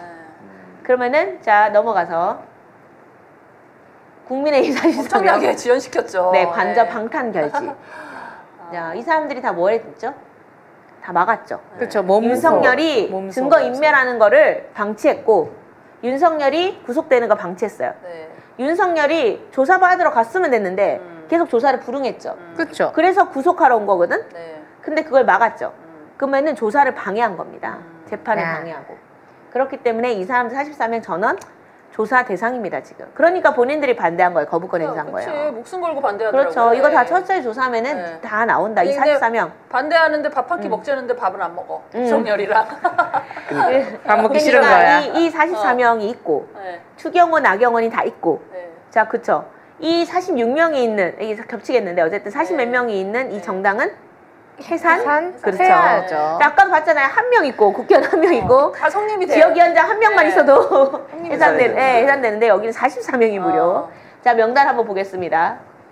이 사람들입니다. 와. 자, 아, 이거 강대식. 사진까지 딱 준비했어야 되는데. 아까 그 사진 죄송합니다. 잘려가지고. 자, 강대식, 네. 강명구, 강민국, 이런 강선영부터 쭉 해서 나중에 최수진, 최은석. 자, 이런 사람들 다 내란, 공범. 네, 공범이고 공범. 수사방해죄로 다 처벌돼야 된다. 네, 진짜 이렇게 되는 많네. 겁니다. 기억하고, 자, 이 사람들이 다 어디 가는지 추적한다. 혹시나 분열되면. 아, 네. 어느 정당 가는지. 네, 다 끝까지 추적해야 됩니다. 추적해야겠네요. 네, 네. 거기 앞에 서 있었다는 것 자체가, 네. 네. 특히 눈여겨봐야 할 윤상현, 네. 나경원 저기 있고, 네. 김은혜, 강선영 뭐 하여튼 이런 사람들 박대출, 네. 김기현도 있죠. 네. 김기현 이민자. 짱 대표. 유상범, 조배수. 네. 소위 박근혜도 말하면 이 있었구나. 사람들은 반헌법 세력들입니다. 맞습니다. 그렇죠. 네, 맞습니다. 저희도 반헌법 요거를 세력들입니다. 그 여의도역 물레역은 방송할 때마다 이 사진 갖고 시작을 하더라고요. 아, 네, 할 때마다 다음에 우리는 그렇게 하는 걸로 우리는 하죠. 중간에 박는 걸로 합시다. 네, 알겠습니다. 네. 네, 그래서 이제 이게 다음 장이 있나요? 네, 그래서 우리가 지금 보면은 세 가지였어요. 첫 번째는 뭐였냐? 첫 번째는 일단은 그날 네. 전화한 거 윤석열이랑 음. 추경호, 나경원 이게 있고 두 번째는 또 어떤 거? 그다음 계속 선동한 거. 네. 계속 선동한 거. 선동. 태극 그 소위 말해 성조기 부대 앞에서 계속 선동했죠. 그렇죠. 그거. 그다음 세 엄청 번째는 맞죠. 뭐? 네. 막은 거. 막은 거. 중간에 재판 막은 거. 방해, 수사 방해. 다 이 세 가지. 성립되네. 이 세 가지가 있는 한 어떻게 된다? 해산. 해산이다. 그래서 증거는 넘쳐난다. 여러분 참가해 주셔야 된다. 네. 자, 그리고 국민추진단 모집을 이렇게 하는데 오늘 전화가 오셨어요. 어떤 분이. 오. 본인이 국회에서 네. 국회에서 청원, 해산청원 운동을 주도한 사람이다. 5만 명을 모았었다 그때. 오. 그래서 해산 법안이 지금 국회에 올라와 있는데 왜 또 하냐 얘기하시더라고요. 그래서 제가 이제 얘기했죠. 해산은 그 정당 해산은 국회에서 할 수가 없습니다. 국회에서 그 법안이 있다고 해서 할 수 있는 권한이 없고요. 헌법상 정부의 법무부가 정부가 국무회의를 논의해서 정부 행정부가 요청을 해야 됩니다. 법무부에. 행정부가 헌법재판소에 행정부가? 요청해야 된다. 네. 그럼 우리가 해야 될 건 두 가지 절차다. 네. 첫 번째는 이재명 대통령, 네. 이재명 국민주권 정부에게 네. 우리 1000만 명 서명 받았어요. 해산 청구해주세요. 행정부에다가 요청을. 해산 청구해주세요. 이렇게 1000만 명 서명 받아주고 두 번, 그러면은 이제, 아니, 이렇게 이재명 대통령께서 이렇게 얘기하면 되죠. 어떻게 국민의 4분의 1이 서명을 할 수 있, 5분의 1이 서명할 수 있습니까? 이건 저희가 안 할 수가 없겠습니다. 그리고 내란 특검이 이렇게 밝혀진 거 보니까 심각합니다. 맞습니다. 이런 것들이 증거가 있기 때문에 이 당은 해산되는 것이 옳습니다. 그래서 우리가 과거에 통하지 못하게 됐던 것처럼 우리가 법무부가 우리가 헌법재판소에 청구 소송 해산 청구를 하겠습니다. 자, 그러면 이제 그다음 우리가 해야 될 건 뭐죠? 우리가 또 1000만 명 서명을 받아야 한다. 받아서 프린트를 또 하고 헌재에 제출해야 된다. 또 프린트를 해야 하는. 두 번 프린트해야 되는 박스가 번거로움이다. 엄청 낼 것 같은데요? 그렇죠. 그러니까요. 저번에도 박스 한 20박스 정도 들고 그때 기억이 네. 너무 지기였는데. 밤새 네. 그 프린트를 했던. 그렇죠. 네, 저랑 같이 기억이 했죠. 나는데. 그래서 우리가 그렇게 해야 된다. 그래서 네. 우리는 그다음부터는 헌재와의 싸움이다. 헌재 앞에 가서 계속 시위해야 된다. 끝까지. 네. 예, 그렇게 해서 우리가 위헌정당을 해산시키면 된다. 이렇게 볼 수 있겠습니다. 네. 안국역이 집이 되겠어요 이러다가. 겨울 때도 안국역, 여름에도 안국역. 엄마가 이제 또 안국역에 집 차렸나 하겠습니다. 집 차렸나. 사투리가 딱 살지다. 네. 저희 더 자료화면이 있습니까? 없습니까? 네. 이것으로 마무리하도록 하겠습니다. 네, 또 박수로 또 우리. 너무 알찬 내용이었어요. 감사합니다. 그런가요? 네. 해산은 해야 되겠다라 생각했었는데 맞아요. 어떤 근거들로 어떻게 하면 좋을까를 좀 고민하고 있었는데 딱 이렇게 세 가지를 딱 지정해 주시니까 네. 뭔가 진짜 할 수 있을 것 그러니까 같다라는 그거 믿음이 확 생각만 하면 생기는데. 네, 그렇죠. 네. 그래서 오늘 이거 한 걸 다 이렇게 해가지고 네. 정리해서 네. 적극적으로 알려드려야 된다. 네. 국민 서명 네. 받아서 네. 그 행정부와 긴밀한 네. 네, 이런 것을 해서 네. 잘하면 또 대통령을 만나뵐 수도 있을 것 같은. 네, 1000만 명 서명 받으면. 네, 그런 아주 꿈에 부푼 가슴을 희망을 가지고 네, 1000만 명 서명 받을 수 있을까? 네. 어렵긴 한데 네. 해야죠. 네. 될 것 같습니다, 저는. 네, 꼭 왠지 될것 같습니다. 해야 됩니다. 네. 네. 네. 그렇게 해야 됩니다. 네. 네, 지금 이제 서서히 끝날 때가 왔죠. 저희가 한 벌써. 11시 반을 목표로 했는데 지금 11시 25분을 달려가는데 딱 댓글 2개만 확인하고 마무리 짓겠습니다. 네, 댓글 이제 가난한 여행자님께서 이화영 판결이 오늘 났는데 이제 오늘 대법원의 이화영 유죄 확정 판결은 윤석열의 검찰과 법원이 준비한 연상 쿠데타의 시작이고 완성입니다. 네. 라는 또 우려의 목소리를 또 내주셨고요. 네. 그리고 한 분께서는 국민의힘당 해산해야 합니다. 수고하셔요. 라는 이모티콘까지 해가지고 진짜요? 네, 해주셨습니다. 감사합니다. 감사합니다. 네, 이화영 이거 잠깐 얘기 들으면은 네. 네. 징역이 7년 8개월입니다. 네. 맞아요. 그렇게 나왔더라고요. 너무 충격적입니다. 아니, 자 보세요. 네. 이화영이 요지는 뭐냐면은 쌍방울 그룹에게 억대 뇌물을 받고 800만 달러 대북 송금을 공모한 혐의로 재판이 넘겨졌다고 하거든요. 네. 그런데 이게 지금 어떻게 이렇게 7년 8개월씩이나 나오냐. 다음에는 우리 이거 집중적으로 한번 파볼까요? 네. 좋아요. 네. 좋을 것 같습니다. 네. 오늘도 유익한 강연 너무 해주신 감사했습니다. 네. 나라 이따로 변하신 네, 김혜민 있다. 네, 대표님 감사드리고요. 끝까지 또 강의하는 것까지 들어주시고 댓글 달아주시는 우리 시청자 여러분께 감사드리고요.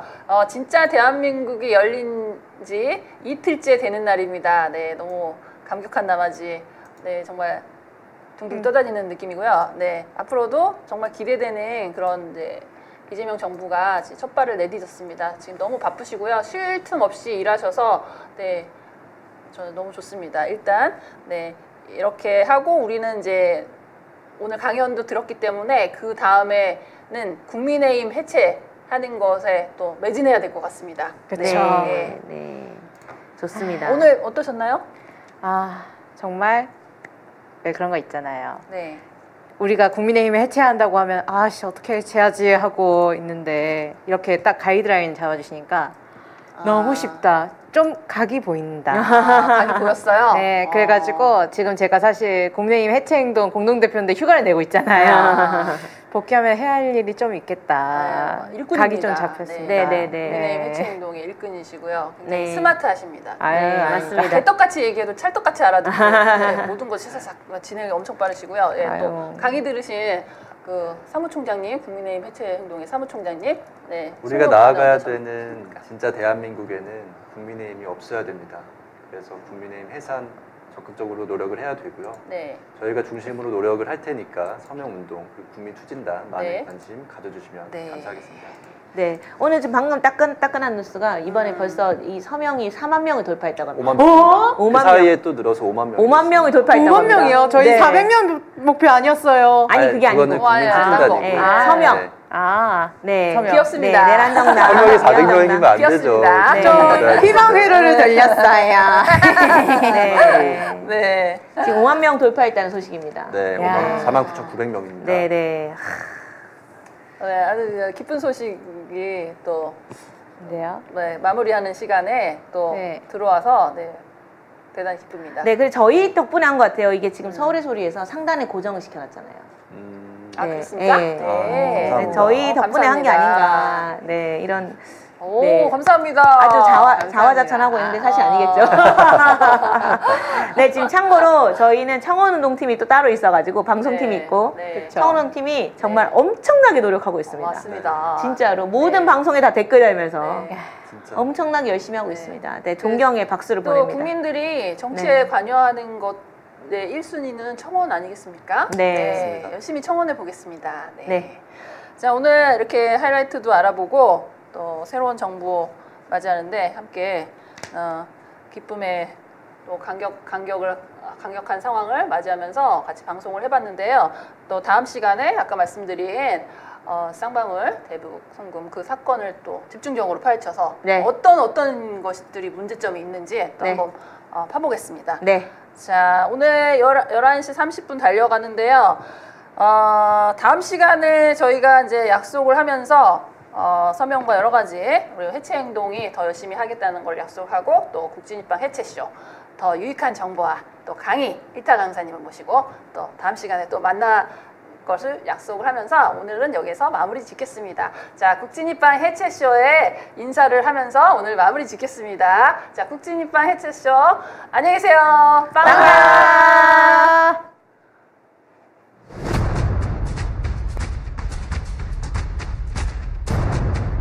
내가 정권 잡은 거기는 완전히 무사하지 못할 거야. 서울의 소리가 정치적 압력 속에서도 굴하지 않고 제작한 김건희 다큐 영화 퍼스트레이디가 2025년 3월 5일부터 IPTV 등 다양한 플랫폼을 통해 만나보실 수 있게 됐습니다. KT 지니 TV, SK BTV, LGU 플러스 TV, 스카이라이프, 홈초이스, 구글 유튜브, 웨이브, 왓챠, 피플릭스, 시네폭스 등 다양한 플랫폼을 통해 만나보실 수 있습니다. 용산 대통령실의 실질적 VIP로 평가받는 김건희를 둘러싼 각종 의혹을 공익적 관점에서 파헤치는 서울의 소리가 제작한 퍼스트레이디, 많은 관심과 시청 부탁드리겠습니다.